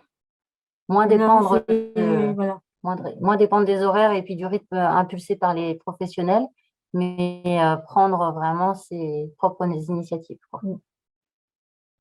Est-ce qu'il y avait autre chose? Moi, je vis déjà en autonomie. Je vis déjà en autonomie quand même, mais je suis dans un appartement qui n'est non adapté, ni pour mon fauteuil, ni pour mes handicaps sensoriels. Et le matin, vous parlez, Monsieur Charlot a parlé des bailleurs sociaux. Et c'est sûr qu'avec eux, il y aurait beaucoup de travail à faire parce qu'ils ont des appartements, mais jamais libres quand nous, on leur demande. Mais bon, je préfère encore aller en résidence qui est vraiment mieux structurée et l'encadrement est plus sécurisé. Là où moi j'habite, j'ai ni accessibilité, ni l'appartement, ni l'environnement adapté. Alors, ça donne beaucoup à réfléchir. Et c'est, bon, pour l'instant, comme dit Madame Lecor, on va rentrer en automne. On peut dire, comme disait Monsieur Charlot ce matin, conflit, pas conflit, ça c'est quand même à nous d'échanger, je pense. Et quand on n'a pas essayé, on peut rien dire. Mais je pense pas que ça soit la solution de dire non, ça va pas le faire. C'est le contraire. Moi, je dis qu'au contraire, il faut dire aux gens, faut que ça se développe de plus en plus ces structures-là, parce qu'on en a besoin. Et pour nous-mêmes, c'est notre autonomie, notre fierté. Et comme vous disiez aussi ce matin, on vieillit. Bien que j'aime pas beaucoup le mot vieillir, moi je dirais plutôt on vieillit pas, on prend de la valeur. Mais bon, mais franchement, ça demande beaucoup à se développer. Et comme disait ce matin, les deux personnes, Madame Lebloc et Monsieur Charlot, il faut encore plus d'aide justement pour lancer ces structures-là. Même Gabriel D, je crois qu'il aurait bien besoin aussi d'aide supplémentaire. Et je donne longue vie à la résidence pleine nuit. Merci, Baptiste. Voilà, peut-être compléter en disant que nous, on a prévu un encadrement en fait de nuit et de jour, en fait, 365 jours par an. C'est un peu la particularité d'un habitat inclusif. C'est rarement autant, mais c'est vrai que ça paraissait essentiel c'est un besoin relayé par l'association des familles dès le départ. Donc, on a réussi à défendre le projet en intégrant la présence permanente, mais pas forcément indispensable, H24 en présentiel, hein, bien entendu, mais ça nous semblait quand même important. Donc, il nous restera à définir aussi, mais je ne pense pas que ce soit l'association qui le fasse. Je pense que ce sont les résidents qui vont commencer à travailler avec le futur chef de service qui va nous rejoindre bientôt, un petit peu la fonction de ce professionnel présent en journée notamment. Bon, la nuit, on sait que c'est plus pour en cas d'alarme ou autre que les résidents avaient besoin d'être assurés. Mais pour ce qui est de la journée, c'est vrai que tout reste encore à inventer. Donc, certaines personnes ont plus besoin Oui. d'administratif, Ouais. tout. Bon, c'est vrai que quand nous, on est habitués d'être autonome, on a moins de besoins. Au contraire, quand c'est partagé comme ça, on peut aider les autres résidents. Aider la personne qui va être là toute la journée, mais entre nous aussi. C'est là l'intérêt du contact des logements partagés inclusifs. Voilà, merci. J'ai les meilleurs commerciaux du monde, hein. Mais ça, oui, c'est vrai. Franchement, ils nous ont très très bien vendu le projet tous les deux. D'ailleurs, nous avons des réactions en ce sens dans la partie chat et questions-réponses qui nous témoignent que ce sont de précieux témoignages avec un grand merci à tous les deux et à tous les trois, à vous aussi bien sûr, madame. Donc un grand merci. Un grand merci. Et du coup, je vais peut-être du coup enchaîner en vous posant les quelques questions que nous avons eues qui sont arrivées les unes après les autres. Alors, quelques-unes arrivent sur la question de, comment dire, du financement. Et alors, notamment, là, juste là, comment vous financez l'aide, du coup, l'aide humaine de nuit. Et une autre question qui est peut-être un peu corrélée, mais je vais vous laisser répondre. Parmi les aides, y a-t-il de la PCH et de la mutualisation qui potentiellement peuvent permettre de financer la nuit? Alors, c'est bien le conseil départemental, nous, depuis le départ, hein, qui soutient le projet. Donc, alors qu'à l'époque, c'était les forfaits habitat inclusif. Nous, c'est déjà le conseil départemental qui avait été à l'écoute de l'association. Donc, c'est bien lui qui va payer le budget de fonctionnement d'une certaine manière pour ce qui est en fait du groupe 2 de la masse salariale. Donc, voilà, que ce soit la personne de nuit ou la personne de jour, ou même les services, on va dire, périphériques dont je parlais tout à l'heure, informatique, cadre, ou même un petit peu de frais de siège. Concernant la PCH, on n'y était pas forcément favorable parce que ça lie aussi les résidents entre eux d'une certaine manière. Et quand on a un peu de recul sur les habitats inclusifs, on sait que si quelqu'un avait un plan d'aide important et qu'il mutualisait, le jour où il part, voilà, ça peut créer des biais et puis c'est des variables d'ajustement qu'on ne souhaitait pas en fait. Voilà, ils sont totalement indépendants les uns des autres. Il n'y a pas de bureau de professionnel. Il y a juste quelqu'un qui est là pour animer à la disposition des résidents et qui fédère. Mais pour autant, on souhaite qu'ils puissent avoir le plus d'autonomie dans les actes de la vie quotidienne et sociale et qu'ils ne soient pas dépendants de la résidence. Et on pensait que mutualiser leurs aides entre eux enlevait un peu cette individualisation-là. Nous, on veut vraiment que ce soit des appartements ça a été dit tout à l'heure, mais comme s'ils habitaient dans une résidence au centre d'Auray ou autre. On va se faire le plus petit possible voilà, on parlait de ça ce matin. Patrick me disait, moi, j'aime pas le terme inclusif. Donc, on essaie de pas toujours raisonner en compensation. Et avec l'architecte, on a aussi mis un certain nombre de matériaux nobles ou de qualité avec du bois, du béton, des murs apparents en béton. On a pensé aussi l'architecture du bâtiment pour que ça s'apparente à une résidence classique, en fait, vu de l'extérieur, pour qu'on ne voit pas la différence. Pourtant, il y a tout un système d'alarme clignotante, de LED, mais tout ça, c'est assez caché quand même dans le bâtiment, parce que vraiment, l'idée, c'est de ne pas ramener toujours au handicap. Là, on est vraiment sur une notion de logement de droit commun et on essaie de non pas d'effacer le reste parce qu'on sait qu'il est là, mais de le masquer un petit peu. Merci beaucoup. Je rebondis très rapidement sur cette question de la construction parce qu'il y a alors une question de ce matin et une autre qui est arrivée là cet après-midi. On vous demande comment avez-vous amorti l'augmentation des coûts des matériaux de construction Et peut-être vous pourrez répondre également à un petit complément de question qui pose la question de la réhabilitation du bâti existant et ou de la construction, et du coup, comment se fait l'arbitrage finalement, ou est-ce que vous avez peut-être eu cet arbitrage à faire à un moment donné? Alors, du coup, là, on est sur une construction, hein, donc on n'est Là, pas c'est sur un bâti construction, hein, ouais. existant. C'est un Mm, lotissement tout neuf qui était en train de se créer. mm, Donc, on a fait comme n'importe quel particulier. On a acheté une parcelle. L'association a acheté une parcelle à la commune, avec quand même, vous avez vu, un tarif plus avantageux, bien entendu, mm. mais on n'a pas réhabilité. Oui. Donc, Oui, mais ce que je veux dire, c'est que vous n'aviez pas du coup de possibilité de, enfin, vous n'avez pas forcément eu une étude en se disant on va construire ou on va faire ah oui, non. de la réhabilitation. Non, c'était vraiment un départ Ouais, sur, on part sur du neuf et de la construction. Ok. oui. Mm. Et puis, on souhaitait être propriétaire En du plus, oui, bien bâtiment. sûr. Voilà. Mm. Et je vous laisse me redire la question. La première, du coup, c'était Pardon, quoi? c'est du coup, c'était l'amortissement de l'augmentation des coûts Ah oui. des Alors, matériaux de construction. bah, en fait, on avait des marchés à prix fixe.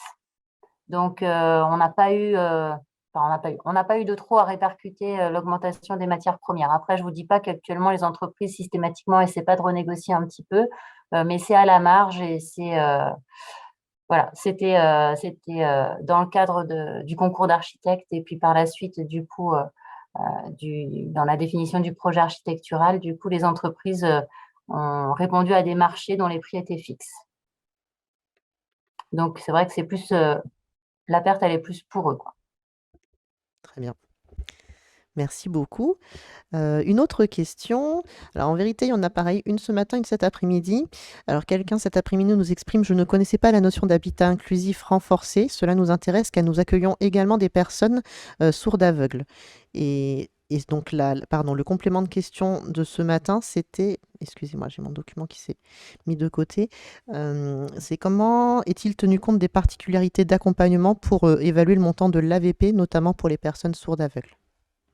Donc Donc, AVP, sourde aveugle, la question de l'habitat inclusif renforcé. oui, alors c'est pas un terme, moi je l'utilise parce que il me semble que c'est une meilleure façon de dire ce que notre résidence inclusive va être, parce que c'est vrai que c'est pas du tout les mêmes enveloppes financières que d'autres habitats inclusifs. On a parlé de 10 000 euros ce matin et de 100 000 euros pour l'investissement. Nous, on sait qu'on est bien au-delà parce que ça répond à la surdicécité. Après, les montants, ils vont être évalués, ils sont actuellement évalués par la Maison départementale des personnes handicapées du Morbihan, individuellement pour chaque résident. C'est très déconnecté, en fait, du porteur. Et ça nous semble important que ça le reste aussi, quoi. C'est leur droit individuel à chacun. Et puis nous, par ailleurs, on négocie avec le conseil départemental de cette enveloppe. Donc, c'est pour dire aussi qu'il y a différentes formes d'habitat d'habitat inclusif. Nous, on l'a appelé résidence inclusive, d'ailleurs, c'est le choix qui a été fait dès le départ de l'appeler résidence inclusive. Mais on ne se cache pas non plus. On sait qu'elle a quand même un taux d'encadrement qui n'est pas celui de la majorité des habitats inclusifs. En même temps, on a fait le choix de permettre à des résidents de foyer de sortir. Donc, ça libère aussi des places dans les foyers de vie, dans les foyers d'hébergement. Ça permet à des travailleurs en situation de handicap de trouver un logement parce que en Bretagne, notamment proche du littoral, on a beaucoup de mal à loger les actifs, par exemple. Donc, c'était valable aussi pour les travailleurs en situation de handicap qui n'ont pas toutes les garanties pour pouvoir rassurer un loueur en fait d'appartements. Donc, c'est aussi essayer de répondre en fait à cette quinzaine de personnes là qui étaient sans solution. Donc, c'est à partir d'eux qu'on a créé le projet et pas l'inverse en fait. C'est pour ça qu'on a fait les commissions d'attribution très tôt et c'est pour ça qu'aujourd'hui, on fait pression au conseil départemental pour continuer à avoir une enveloppe suffisante, quoi, pour que ça fonctionne. L'idée, c'est aussi que ça fonctionne dans le temps parce qu'il y a des habitats inclusifs qui se créent, mais ça a été dit ce matin, il suffit qu'il y ait des appartements vacants pour que ça vienne vraiment mettre à mal, à un moment donné, l'équilibre financier. Donc, l'idée, c'est que ça puisse être leur logement autant de temps qu'ils le souhaitent. Ça va être chez eux. Il n'y a pas de notion de durée, il n'y a pas de notion de turnover. Donc, il faut aussi qu'on se donne les moyens de garantir un budget de fonctionnement pérenne pour le porteur. La seule chose qu'on répercute un peu plus sévèrement là, c'est qu'on a un prêt PLS avec un pourcentage du livret A qui actuellement augmente. Donc, on a eu le problème des taux d'usure et maintenant, on a ce taux qui est passé de 1 à 2, de 2 à 3 et on espère qu'il va se calmer parce que c'est nos mensualités qui vont augmenter. Donc, on prend l'engagement vis-à-vis des résidents de vraiment essayer de contenir le loyer. Ce n'est pas l'idée de leur dire votre logement, il va plus coûter 500 €, il va coûter 1000, quoi, parce que, auquel cas, là, pour le coup, on va se retrouver avec une résidence entièrement vide et se posera la question que vous évoquiez tout à l'heure de la réversibilité aussi du bâti. Donc, comme un bailleur social, aujourd'hui, on pense toujours à un bâtiment en se disant que potentiellement, si il n'avait plus d'utilité, il pourrait être réattribué ou revendu tout simplement pour d'autres utilisations que pour là, en l'occurrence, une résidence inclusive. Voilà, je ne sais pas si Merci. je réponds à la question. Si, tout à fait, merci beaucoup. Et en plus, vous me laissez une belle opportunité de rebondir sur une autre question, pour peut-être alors expliquer un petit peu sur cette question du prêt que vous avez sur ce logement, parce qu'on nous demande par quel montage pouvez-vous réaliser des logements donc dits sociaux sans être bailleur social. Ah, en fait, on a monté les dossiers qu'il fallait auprès de la communauté d'agglomération, en fait. Donc, il y a un dossier porté par l'État qui est assez lourd, assez fastidieux, pour ne rien vous cacher, mais qui nous permet après on a aussi un financement par la communauté d'agglo à hauteur de 1 000 € par logement, parce que ce sont des logements sociaux, en fait. Et c'est aussi la condition sine qua non pour permettre aux résidents de bénéficier de l'allocation logement par la suite. Mm. Parce que sinon, ça aurait un impact aussi pour eux. Donc là, ils pourront bien évidemment y prétendre. Donc, c'est un dossier de l'État à compléter. Merci beaucoup. Une petite information qui nous arrive complémentaire dans le chat. Bravo pour votre négociation et pour information, nous percevons, alors on parle là du coup sur les tarifs, nous percevons 5 000 € par habitant pour l'accueil de personnes sourdes et sourdes aveugles au titre de l'AVP. Du coup, je lis en creux. Eh bien, écoutez, il me reste peut-être à vous remercier. Peut-être on laissera le mot de la fin à Patrick et ou Isabelle s'ils le souhaitent, et on enchaînera avec la présentation suivante. Un grand merci à tous les trois en tout cas pour votre participation, votre témoignage et pour du coup le portage de ce formidable projet. Moi, je tenais à vous dire merci de nous avoir invités déjà, Merci. Ouais. ainsi que Madame Lecor. Ça s'est fait court, mais on a réussi quand même à s'organiser pour être là devant vous. Langage des signes, je ne sais pas si j'ai juste les bases. Hein. Non, moi aussi. Non, moi, ce que je voulais dire, comme je disais tout à l'heure, longue vie à la résidence Penduic et très content d'y adhérer et même faire avancer dans l'avenir les choses, parce qu'il y a toujours quelque chose à faire.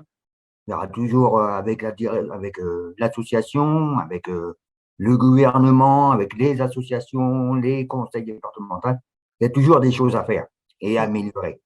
Et on va aller dans ce sens-là. Merci. Merci beaucoup.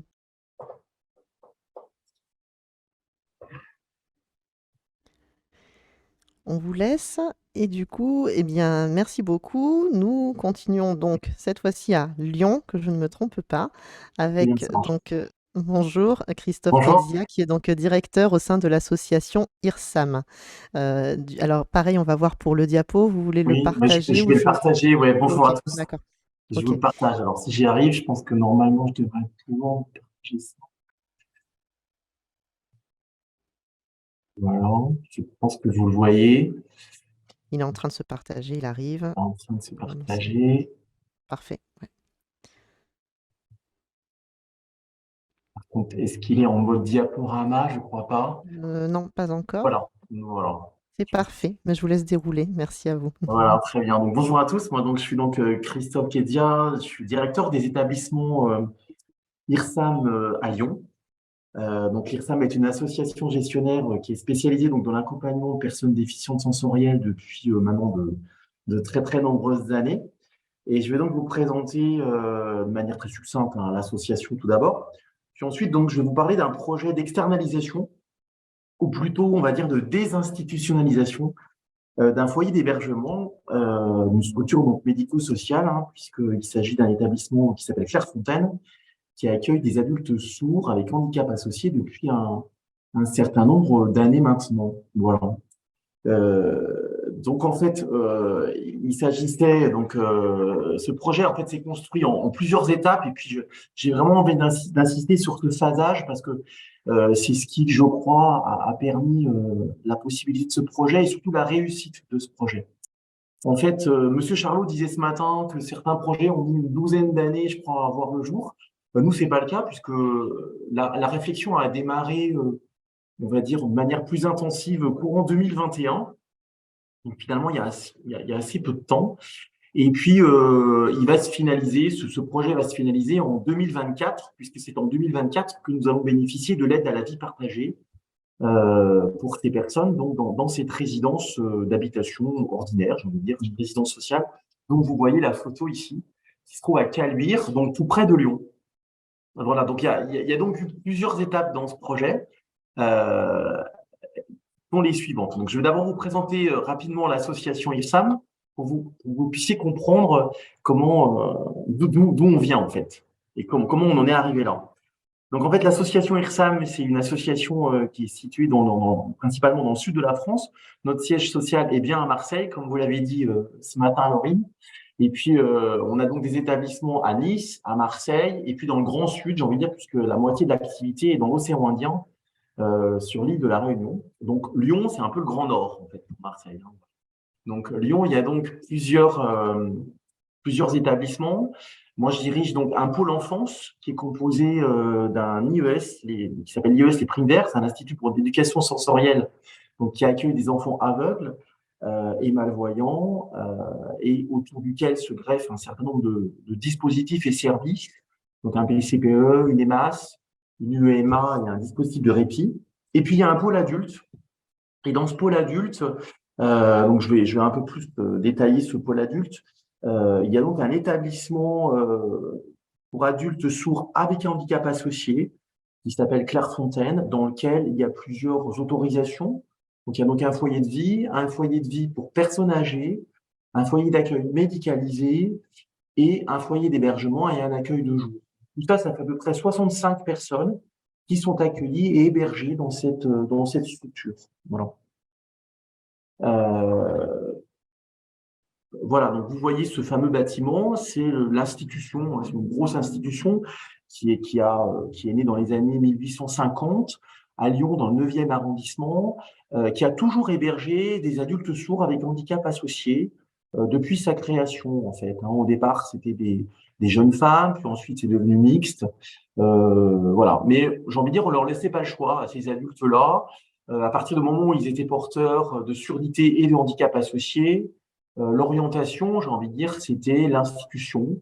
Donc, c'est cette belle demeure qui est très bien située dans Lyon. N'empêche que c'était la collectivité, l'institution et rien d'autre.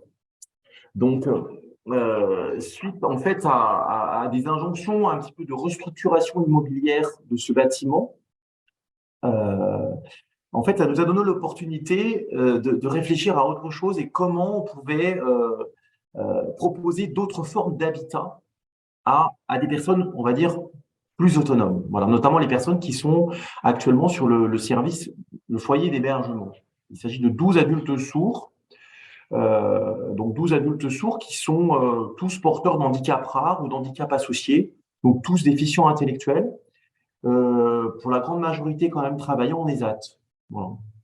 Donc ayant quand même l'habitude d'avoir un certain degré d'autonomie. Mais cette restructuration immobilière, dans laquelle l'association IRSAM s'est engagée, a supposé d'énormes travaux, donc nous a imposé de délocaliser l'intégralité de l'établissement dans des locaux tiroirs. Donc, c'était l'occasion aussi de se dire, mais qu'est-ce que va devenir le foyer d'hébergement? Et c'est peut-être l'occasion de leur proposer autre chose, une autre forme d'habitat. Voilà. Alors, j'aimais bien ce matin M. Charlot qui nous disait, oui, peut-être que c'est l'occasion, l'habitat inclusif, c'est aussi peut-être du bricolage social local. Et c'était un petit peu notre cas, parce qu'en fait, rien n'a pu être fait sans le développement de partenariats qu'on a mis en place. Parce qu'il faut savoir que l'association IRSAM, donc les spécialistes de l'accompagnement de personnes déficientes sensorielles, notre job à nous, c'est de développer des plateaux techniques pour accompagner vers l'autonomie de ce public-là. Donc, ça commence la petite enfance, puisqu'on On a également des CAMS dans la structure, un CAMS. On a ensuite des établissements pour enfants et ensuite des établissements pour adultes. Donc, on peut dire qu'on les accompagne tout au long de leur vie. N'empêche qu'on n'est pas des spécialistes du logement. Le logement, c'est pas notre spécialité. Le logement, pour nous, est un outil, un levier, on va dire, vers l'autonomie. Et c'est un outil précieux, en fait. D'où la recherche de partenaires. La recherche de partenaires. Attendez, je vais cliquer sur autre chose, là. Je vais me mettre sur mon truc. Voilà. Oui, voilà. Donc, je reviens sur le foyer d'hébergement, hein, rapidement, pour vous présenter un petit peu le profil des personnes que l'on accompagne dans ce foyer. Et ce sont ces personnes-là donc, qui sont concernées par notre résidence sociale. Nous, on parlait de résidence sociale, en fait, donc de l'habitat inclusif. Et je présenterai un petit peu davantage qui compose cette résidence sociale, parce que on a voulu aussi éviter qu'on délocalise finalement un foyer d'hébergement et qu'ils se retrouvent qu'entre eux ailleurs, effectivement, mais finalement, c'était peut-être aussi le risque à nouveau de reproduire du médico-social sous une forme plus légère, quoi, voilà. Et c'est pas le cas, parce qu'il y a une mixité avec un autre public. Bien sûr, on s'est inspiré, on s'est appuyé sur les politiques publiques, hein, donc le rapport Pifto, on a eu le soutien également de la métropole de Lyon, du Grand Lyon, du département, qui a développé différents projets d'habitat inclusif sur le territoire du Rhône. On a eu un grand soutien de leur part, et puis on a donc été habilité à percevoir cette aide à la vie partagée qui sera effective, nous, en 2024. Donc, je vous disais que cette résidence, elle a pu voir le jour grâce à un partenariat avec différentes associations, dont une association importante pour nous qui est Habitat et Humanisme, que vous devez peut-être connaître, qui est une association d'origine lyonnaise, mais qui désormais a des actions dans toute la France, hein, et qui était donc propriétaire du foncier dans lequel cette résidence a été construite. Et ce qui est important, c'est que dès le départ, en fait, donc nous, au moment de la restructuration immobilière de notre bâtiment, parallèlement à cela, donc on a donc recherché des partenaires pour imaginer le relogement de notre foyer d'hébergement. Et c'est ainsi qu'on a pu signer une convention de partenariat avec Habitat Humanisme, qui a donc construit cette résidence sociale, la résidence Sainte-Claire. Eux, ils avaient pour projet d'imaginer une mixité avec un public senior, donc des personnes âgées, un petit peu en rupture ou qui ne voulaient pas vivre seules, qui n'étaient plus en capacité de vivre totalement seules dans un appartement isolé dans la ville, dans Lyon. Et l'idée, c'était de pouvoir leur permettre de vivre autre chose avec une aide à la vie partagée, en fait, avec ce concept d'aide à la vie partagée. Donc, ils se sont rapprochés de nous, association IRSAM, en nous disant, tiens, peut-être que vous avez peut-être des adultes sourds qui souhaiteraient sortir de l'institution, de votre institution, pour aller vivre autre chose avec nous. Voilà. Donc, c'est ainsi qu'on a réfléchi dès le départ, et ça, c'est important parce qu'on a été associés dès le départ, dès la construction de cette résidence, qui au départ n'était que des plans. Donc, on a même pu travailler à l'élaboration des plans architecturaux. Et ça, c'était important parce que accueillir des personnes sourdes avec handicap associé dans une résidence, ça suppose qu'elles soient adaptées. Donc, il y a eu tout le volet domotique et qui a été élaboré avec l'association Habitat Humanisme. Et puis, la conception également des espaces communs, où là, il y a des bureaux communs, des espaces communs vitrés, faciliter la communication, notamment la communication signée en langue des signes, les espaces vitrés permettant de visualiser les personnes dans les espaces. Et puis, évidemment, le système de visiophone qui permet que chaque appartement soit équipé de visiophone, avec un système également de flash lumineux pour remplacer les sonnettes, etc. Donc, en fait, c'est une résidence qui se fond dans le quartier. On a voulu privilégier des matériaux, de très beaux matériaux, ce qui fait que c'est une résidence qui est assez sympa, qui est dans un quartier assez agréable, avec le transport en commun à proximité. Ça, c'est quelque chose qu'on a voulu vraiment travailler avec les résidents. Il s'agissait de pouvoir les préparer. Donc, il y a eu tout un travail de préparation à l'emménagement dans ces structures, parce qu'il faut savoir que les personnes travaillant en ESAT, vivaient sur le site de l'établissement médico-social Clairefontaine, avaient donc des circuits, des trajets en transport en commun, et modifier ses habitudes de vie, j'ai envie de dire, il faut du temps. Voilà, il faut pouvoir les accompagner. Donc la chance que nous avons, donc cette résidence est sortie de terre en juillet 2022. Voilà. Donc nous, on est en juin 2022, on a emménagé dans la foulée dans cette résidence, donc l'été dernier, et nous sommes en fait dans la phase de délocalisation de nos foyers d'hébergement. C'est-à-dire que l'équipe éducative du foyer d'hébergement, qui est composée d'éducateurs spécialisés, essentiellement, intervient actuellement dans cette résidence. Mais il y a tout un travail, si vous voulez, de préparation pour aller vers cet habitat inclusif, puisque en 2024, l'idée, c'est qu'ils soient locataires de leur appartement, donc les 12 résidents de ces logements, qui soient totalement locataires de leur logement, et qu'on puisse, nous, petit à petit, alléger l'accompagnement éducatif et qui puisse et laisser la place à une animatrice d'aide à la vie partagée, comme ça a été présenté là tout au long des différentes présentations. Voilà. Donc, on en est là actuellement. Donc, c'est pour ça que je vous parlais des phasages importants. Nous, on a cette chance, finalement, de vivre cette délocalisation progressive et cette préparation, finalement, à cette nouvelle vie pour ces personnes qui a très bien démarré. Voilà. Alors, autre aspect important dans cette résidence, c'est le fait qu'ils cohabitent avec des seniors, donc des personnes de plus de 65 ans, qui ne sont pas du tout porteuses de handicap, pour certains qui viennent un peu de toute la France. Et voilà, donc il y a des temps déjà de vie commun, des repas, il peut y avoir des repas, d'organiser, des choses comme ça. Et voilà, alors je ne vous cache pas qu'on était quand même, bon, c'était une prise de risque, hein, il fallait oser pouvoir lâcher, j'ai envie de dire, ces personnes porteuses de surdité avec handicap associé qui avaient l'habitude quand même d'un accompagnement assez important dans une structure, on va dire, médico-sociale, aller vivre ailleurs, dans une résidence totalement ordinaire, et surtout cohabiter, avoir des voisins autres que des personnes handicapées, mais des personnes âgées, voilà, qui peut-être avaient besoin de silence, de calme, etc. Parce qu'il faut savoir que les personnes sourdes avec handicap associé ne sont pas forcément des personnes qui ne font pas de bruit, quoi. C'est pas des personnes bruyantes qui peuvent parfois avoir du mal à rester dans leur appartement et passer beaucoup de temps dans les espaces communs, en tout cas dans les couloirs. Donc il y a eu tout ce travail, il y a encore ce travail en cours, hein, des éducateurs pour les préparer petit à petit à vivre seuls dans cette résidence sociale, comme tout à chacun, j'ai envie de dire. Voilà. Donc voilà, ça c'est le fruit, ce que je vous disais, c'est le fruit donc, du travail d'une équipe éducative qui est issue du foyer d'hébergement.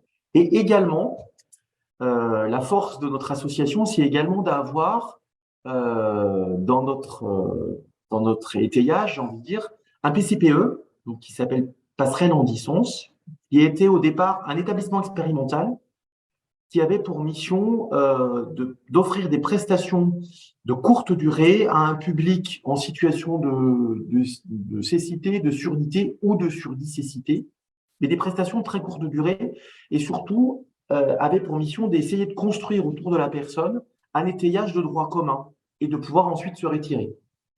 Et finalement, le logement a été un outil pour ce dispositif, elle est encore. Et donc, du coup, cette résidence sociale va être également un levier, un outil d'accompagnement pour cette équipe Passerelle en Distance, donc ce PCPE. Parce qu'il faut savoir que l'aide à la vie partagée, donc c'est-à-dire que la subvention que nous allons percevoir en 2024 par donc le département, est soumise à l'occupation de nos appartements, donc à savoir 12 appartements. La résidence sociale, cette résidence en comprend 20, donc 8 qui est réservée à des seniors et 12 qui est réservée à des adultes sourds.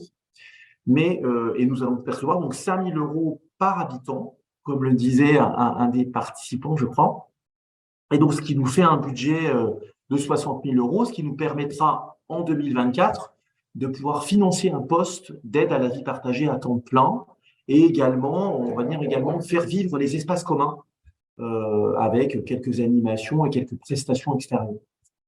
Mais il s'agissait, donc ces deux équipes, c'est le fruit, donc on va dire ce travail qui est mené actuellement, c'est le fruit de deux équipes, l'équipe éducative du foyer d'hébergement, l'équipe du PCPE, qui travaille vers le développement de l'autonomie de ces personnes. Voilà. Donc petit à petit, il faut réussir à s'assurer de la capacité de ces adultes sourds de vivre seuls dans cette résidence sociale. Alors évidemment, on a travaillé avec les familles, on a travaillé avec leurs tuteurs, et puis ce qui nous a permis aussi peut-être d'avancer sur ce projet, c'est la capacité de faire marche arrière. Pourquoi? Parce que ces 12 personnes qui sont actuellement dans cette résidence, peut-être qu'en 2024, lorsque le foyer d'hébergement va totalement se retirer et qu'on va vraiment être dans une résidence permettant cet habitat inclusif, certains d'entre eux peut-être n'auront pas ou ne souhaiteront pas vivre dans cette résidence. Alors souvent, quand on se lance dans ce type d'aventure, on libère des places dans des structures pour adultes et on sait très bien que lorsqu'une place est libérée, il faut l'occuper derrière. C'est-à-dire qu'il faut pouvoir… donc la place, elle est perdue. Voilà. Nous, l'établissement Clairefontaine, donc, qui héberge le foyer de vie, le foyer d'accueil médicalisé, le foyer de vie pour personnes âgées, il y a une liste d'attente très conséquente. Et lorsqu'on est en liste d'attente dans notre structure, parfois on peut attendre 5 ans, 10 ans, voire plus, avant d'avoir une place. Donc, prendre le risque d'aller dans cette structure de droit commun et finalement sortir du circuit du médico-social, c'est se dire, si jamais ça ne marche pas, comment je fais pour revenir dans le parcours médico-social comme j'étais précédemment. Voilà. Donc, on a vraiment travaillé avec les familles cette notion de parcours de vie. Et la chance que nous avons, c'est que nous sommes en pleine restructuration immobilière. Et donc, dans la construction, on a envisagé la possibilité de se dire, voilà, si en 2024, quelques personnes se disent, finalement, cette résidence n'est pas pour moi, je préfère revenir dans le foyer de vie, des places leur sont conservées. C'est-à-dire qu'on a cette chance de pouvoir travailler progressivement avec la personne et la marche arrière est possible. Enfin, je parle de marche arrière, finalement, de parcours de vie plutôt. Et voilà. Et de même que la pérennité de cette résidence sociale, elle réside aussi dans le fait que le PCPE passerelle en distance accompagne à une file active de 40 adultes sourds ou déficients visuels ou en situation de surdicicité sur le territoire. Et dans ces 40 personnes, il y a toujours des personnes qui sont en recherche de logement. Donc, ce qui permettra également de faire vivre plus tard la résidence si jamais on est amené à libérer des logements. Des personnes, dans 2 ans, 3 ans, des personnes se disent finalement, cette résidence sociale, elle est pour moi, je préfère revenir dans le champ médico-social. On a derrière la possibilité d'occuper ses loyers. Voilà, parce que ça risque, ça pourrait être fragile si on n'a pas cette file active et cette réactivité. Ce qui est un peu quand même la problématique de cette démarche à l'aide à la vie partagée, hein, comme le disait monsieur Charlot, je crois, ce matin. Voilà. Donc, voilà, il s'agissait vraiment de faire évoluer aussi la posture professionnelle de ces professionnels, du foyer d'hébergement notamment, et du foyer de vie. Changer de posture, c'est-à-dire aller vers d'autres formes d'habitat et dire aux équipes, finalement, un tel, Pierre, Christophe, etc., ils sont prêts à aller vivre ailleurs que dans l'institution, malgré leur degré d'autonomie qui nous paraît, on va dire, un peu limité. Prenons le risque, osons leur proposer une autre forme d'habitat avec un étayage de droit commun. Mais il a fallu, j'ai envie de dire, c'est un travail managérial aussi, hein, de faire évoluer les pratiques, de changer de posture et de petit à petit dire aux équipes éducatives, essayons de lever le pied, essayons de travailler avec le droit commun essayons de mettre en place un certain nombre d'éducateurs libéraux qui vont prendre le relais, qui vont permettre aux équipes de se retirer petit à petit. Donc voilà, ça a été tout un travail qui est en cours encore aujourd'hui, mais qui est extrêmement enrichissant finalement. Voilà. Donc il a fallu également travailler avec les familles, avec les personnes. Et la chance que l'on avait, c'est qu'on travaillait sur plan et on voyait au fur et à mesure grandir, se construire la résidence. Donc on a travaillé à partir de maquettes également, où les personnes ont pu, notamment les personnes en situation de surdicécité, parce qu'on a une personne qui est sourde et aveugle dans cette résidence, il fallait qu'elle se représente un petit peu là où elle allait vivre. Donc on l'a préparée à cet environnement, à ce nouvel environnement. Et surtout, on a essayé d'avoir l'adhésion des familles. Parce qu'il y avait certains parents, certains frères et sœurs qui pouvaient finalement, même si les familles adhéraient et voulaient, même si le résident, pardon, voulait aller vivre ailleurs, en dehors de l'institution, mais je pouvais avoir des familles qui avaient des craintes, en se disant, mais attendez, là, vous ne serez plus là, l'éducateur de l'IRSAM ne sera plus là, comment ça va se passer, etc. Donc, il a fallu travailler avec eux. Cette autodétermination et puis également l'adhésion des familles. Voilà, donc le résultat aujourd'hui, c'est que donc, en 2023, hein, il y a une véritable installation dans cette résidence, des liens sociaux se créent avec ces adultes sourds, avec ces personnes âgées, pardon, et ces adultes sourds, qui prennent leur espace, qui occupent les lieux de manière assez étonnante. Voilà. Ils ont investi le quartier, ils ont bien repéré les trajets pour aller à l'ESAT pour certains.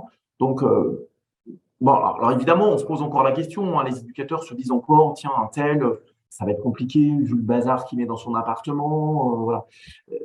Voilà. Est-ce qu'il va être en capacité en 2024 vraiment de vivre pleinement dans son logement? Voilà, on est en phase d'évaluation pour certains encore. On a encore le temps, puisque c'est en juin 2024. Peut-être qu'il y aura un retour dans l'institution pour certains, mais j'ai envie de dire peu importe, quoi. L'idée, c'est qu'on ait cette liberté-là, voilà, cette possibilité-là. Donc, la finalité, c'est quand même vers une désinstitutionnalisation totale de notre foyer d'hébergement, ce qui nous permettra également d'accueillir au sein de l'établissement Clairefontaine, et notamment au sein du foyer d'accueil médicalisé, des personnes plus lourdement handicapées pour lesquelles cette forme d'habitat n'est pas possible. Non. Voilà, pardon, j'ai enlevé le partage, je le remets. Pardon. Hop.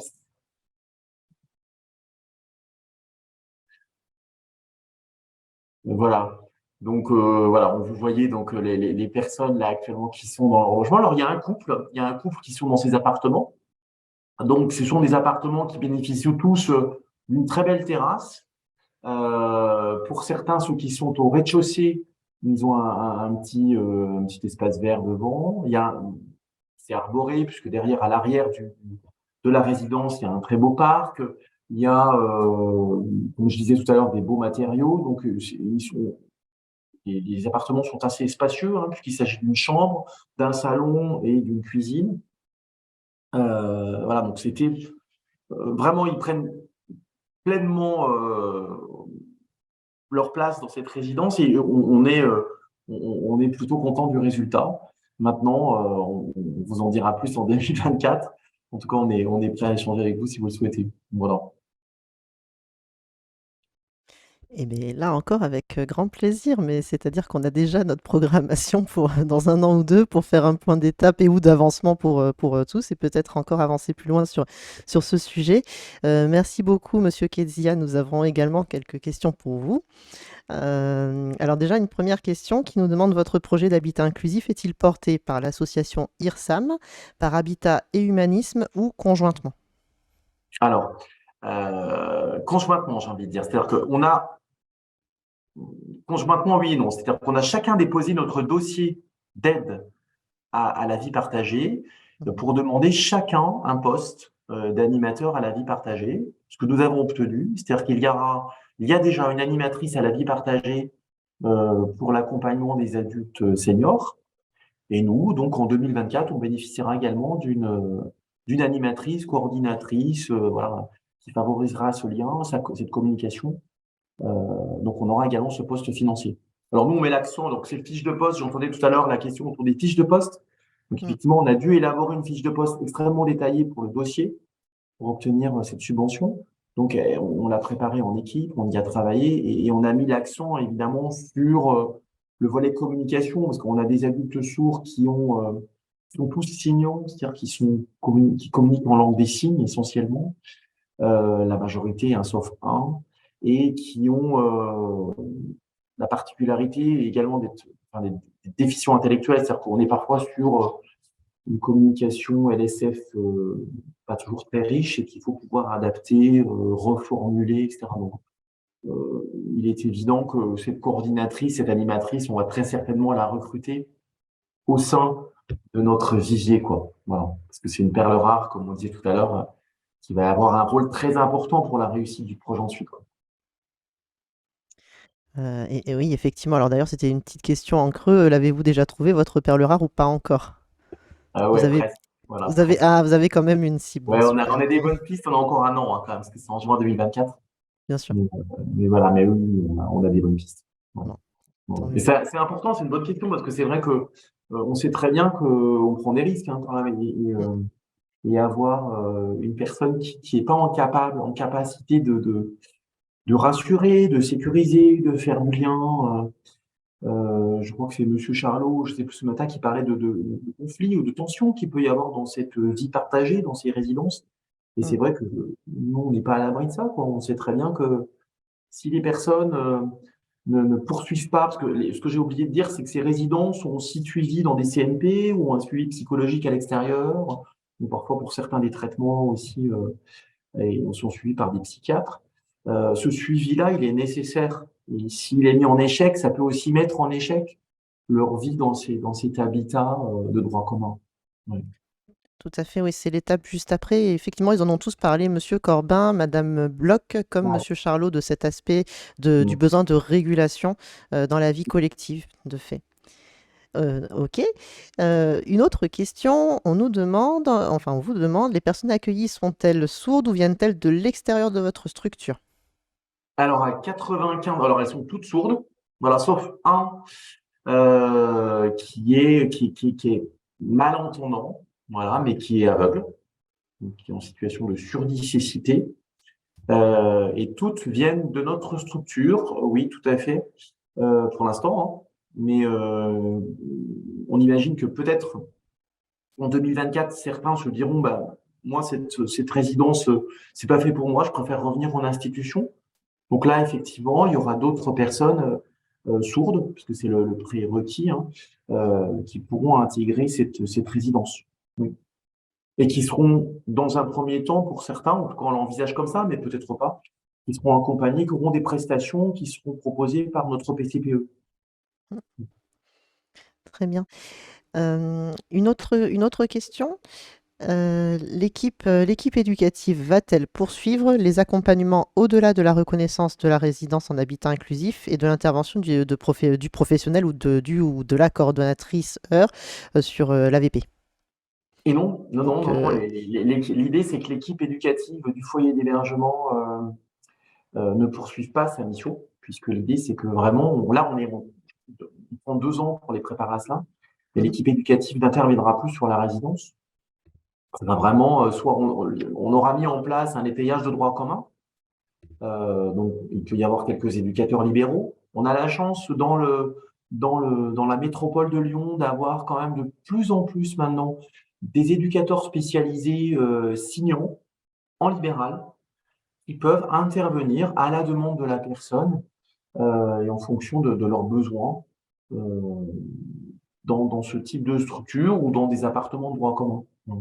Ce que j'ai pas précisé là dans ma présentation, c'est que cette démarche d'habitat inclusif, il y a cette résidence, mais il n'y a pas que ça. C'est-à-dire qu'il peut y avoir des personnes qui font le choix d'habiter dans le droit commun, mais pas forcément dans ce type de structure, dans ce type de résidence, on va dire. Il peut y avoir un appartement un peu plus isolé. Là, on a par exemple un adulte qui partage son appartement avec 2 étudiants dans un immeuble lambda dans le cœur de Lyon. Voilà, donc c'est une autre forme d'habitat aussi tout à inclusif, fait. mais pas dans une résidence avec d'autres. Voilà. Donc voilà, on travaille aussi à cela et ça tient parce qu'il y a aussi des éducateurs libéraux qui vont pouvoir intervenir de manière très ponctuelle, hein, mais il y a ce lien qui est important. Parce que les personnes restent dépendantes et restent évidemment porteuses de handicap, hein, et c'est un parcours, c'est-à-dire que ça peut tenir quelques années et puis ensuite il y a besoin de pouvoir retrouver d'autres formes, on va dire, d'habitat comme le propose le champ médico-social. Voilà. Oui, c'est intéressant ce que vous nous dites parce que ça vient aussi interroger parfois ce biais qu'on pourrait avoir d'opposition de l'un adossé à l'autre. Et d'ailleurs, peut-être vous pouvez nous préciser un petit peu quelques mots complémentaires sur cette notion d'aller-retour et de fil actif finalement. Parce que c'est vrai que, et vous l'avez dit aussi par rapport à l'accompagnement des familles, l'accompagnement des familles pour proposer à leurs proches d'intégrer ce type de dispositif, c'est pas forcément évident parce qu'il y a aussi un besoin de s'acculturer peut-être aussi à cette vision en externe avec peut-être une sécurité qui pourrait paraître moins importante. Et la notion d'aller-retour, et je pense d'ailleurs sécurisante, elle n'est pas toujours présente partout parce que la question des places est interrogée derrière, hein, et c'est pas possible pour tous les acteurs de le proposer. Mais du coup, comment vous avez posé un peu cette ingénierie en place en termes de parcours et d'aller-retour entre le SMS et l'habitat inclusif? Mais si vous voulez, comme je vous disais, ça s'est inscrit aussi dans une restructuration immobilière Mm. et dans une modification, dans le cadre de notre CEPOM, d'une modification de nos autorisations. On a eu la chance de pouvoir bénéficier d'une augmentation de notre capacité d'accueil au sein de notre foyer d'accueil médicalisé et de notre foyer de vie. Donc, ce qui fait que ces places seront ouvertes officiellement en 2024. Donc, on sait, en 2024, malgré notre liste d'attente qui est conséquente, on sait que nous allons avoir des places de libre au sein de notre foyer de vie. Donc, ce qui a rassuré les familles, parce que c'est vrai qu'on les a associés, c'est-à-dire que les familles sont venues visiter cette résidence lorsqu'elle est sortie de terre. On n'habitait pas encore, mais on a pu mobiliser les familles pour leur présenter le projet en leur disant, voilà, votre enfant, votre frère et sœur, on souhaite vivre dans cette résidence. Là, l'équipe éducative est encore là, mais sachez que en 2024, elle ne sera plus là. Et ça sera vraiment une résidence d'habitat classique. Voilà. Mais on se garde le droit, pour certains d'entre eux, en tout cas, de lui donner la possibilité de revenir dans l'institution parce que nous bloquons des places pour lui. Donc, ça a été une chance, hein, parce que c'est vrai que c'est pas toujours le cas, je sais, dans d'autres structures, d'autres associations. Donc là, on a bénéficié de ça et c'est ce qui nous a permis aussi de pouvoir déployer aussi facilement finalement ce projet et avoir l'adhésion des familles. Hein. Parce que parfois, ça peut être vraiment un frein. Très bien. Eh bien, alors, sauf autre question, nous avons un petit commentaire qui nous met bravo pour ce projet et pour ce pari de la désinstitutionnalisation. Donc voilà, je me fais le témoin, bravo à vous, à vous et à vos prédécesseuses sur les interventions juste avant. Est-ce que vous voulez nous préciser un petit mot complémentaire ou... Non, je vous remercie beaucoup. Très Et bien. c'est vrai que c'est une belle aventure, hein, et moi je remercie aussi mes équipes parce que c'est vrai que c'était un peu un défi de se lancer dans cette nouvelle aventure. Mais rien ne peut se faire sans la motivation des professionnels. Hein. Donc, j'ai la chance d'être bien entouré, donc je les remercie. Très bien. Eh bien, écoutez, attendez, je vois un petit... Ah, si, pardon. Alors, on nous demande, ce sera, je pense, l'avant-dernière question qu'on pourra prendre avant de rendre aussi, parce qu'il faut qu'on puisse finir à temps. Vous nous parlez de l'importance de rassurer les familles. Comment envisagez-vous leur place dans cette nouvelle structure? Écoutez, ça sera une résidence de droit commun, c'est-à-dire qu'on parlait, je crois, ce matin d'intimité de la personne. Ouais. Donc, c'est-à-dire que les familles viennent, quand elles veulent, évidemment, visiter. C'est un appartement classique. Donc, elles viennent voir leurs membres de leur famille quand elles veulent, au moment qu'elles veulent. Il n'y a pas de souci. Et c'est ce qu'on veut privilégier, quoi. C'est vraiment une résidence de droit commun, d'habitat de droit commun. Donc, la famille va venir comme elle veut dans ce nouveau lieu d'habitation. C'est ça qui est important, je pense. Oui. Et alors, les espaces, l'animatrice de cette résidence, peut-être aussi, pourra favoriser des moments, ce qui s'est fait actuellement, des moments comment dire, de moments partagés, de vie partagée. Ouais. Avec les familles. Voilà. On pourra les inviter à des dîners si elles le souhaitent. Très bien, très bien, très bien. Mais écoutez, hop, et d'ailleurs, la personne qui nous posait la question nous met juste après, donc c'est toute la bienveillance de ce type de dispositif. Ouais, tout à fait, ouais. Ouais, c'est important. Les familles, sans les familles, on ne peut rien faire, hein. Voilà. Très Merci. bien. Eh bien, écoutez, c'est sur ce mot bienveillance que nous allons peut-être clôturer donc notre journée. Je vous remercie, Monsieur Kedzia. Je remercie également donc les personnes qui vous ont précédé, Madame Ludivine Van de Put et Monsieur Johan pardon, j'ai plus son nom sous les yeux, Delanne, De l'année. Delaney, voilà, pardon, excusez-moi, je l'avais pas sous les yeux. Également Madame Marie-Laure Lecor et Patrick et Isabelle qui sont venus témoigner de ce qu'ils vivaient dans ces logements et dans cette expérience vers l'inclusion et l'habitat inclusif. Pour préciser simplement à l'ensemble de nos participants, parce que la question a été posée quelques fois, les diaporamas seront bien sûr mis à disposition de tous, notamment sur la plateforme en accompagnement de la vidéo qui est saisie et enfin enregistrée aujourd'hui. Elle sera mise en ligne dans les prochains jours sur la plateforme collaborative Idealco.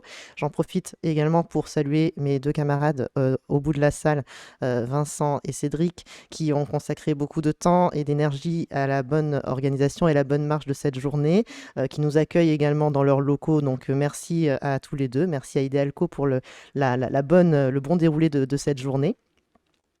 Et puis voilà, je pense que ce sera le mot de la fin. Un grand merci à tous pour votre participation. Merci à ceux qui nous ont suivis, pour certains toute la journée.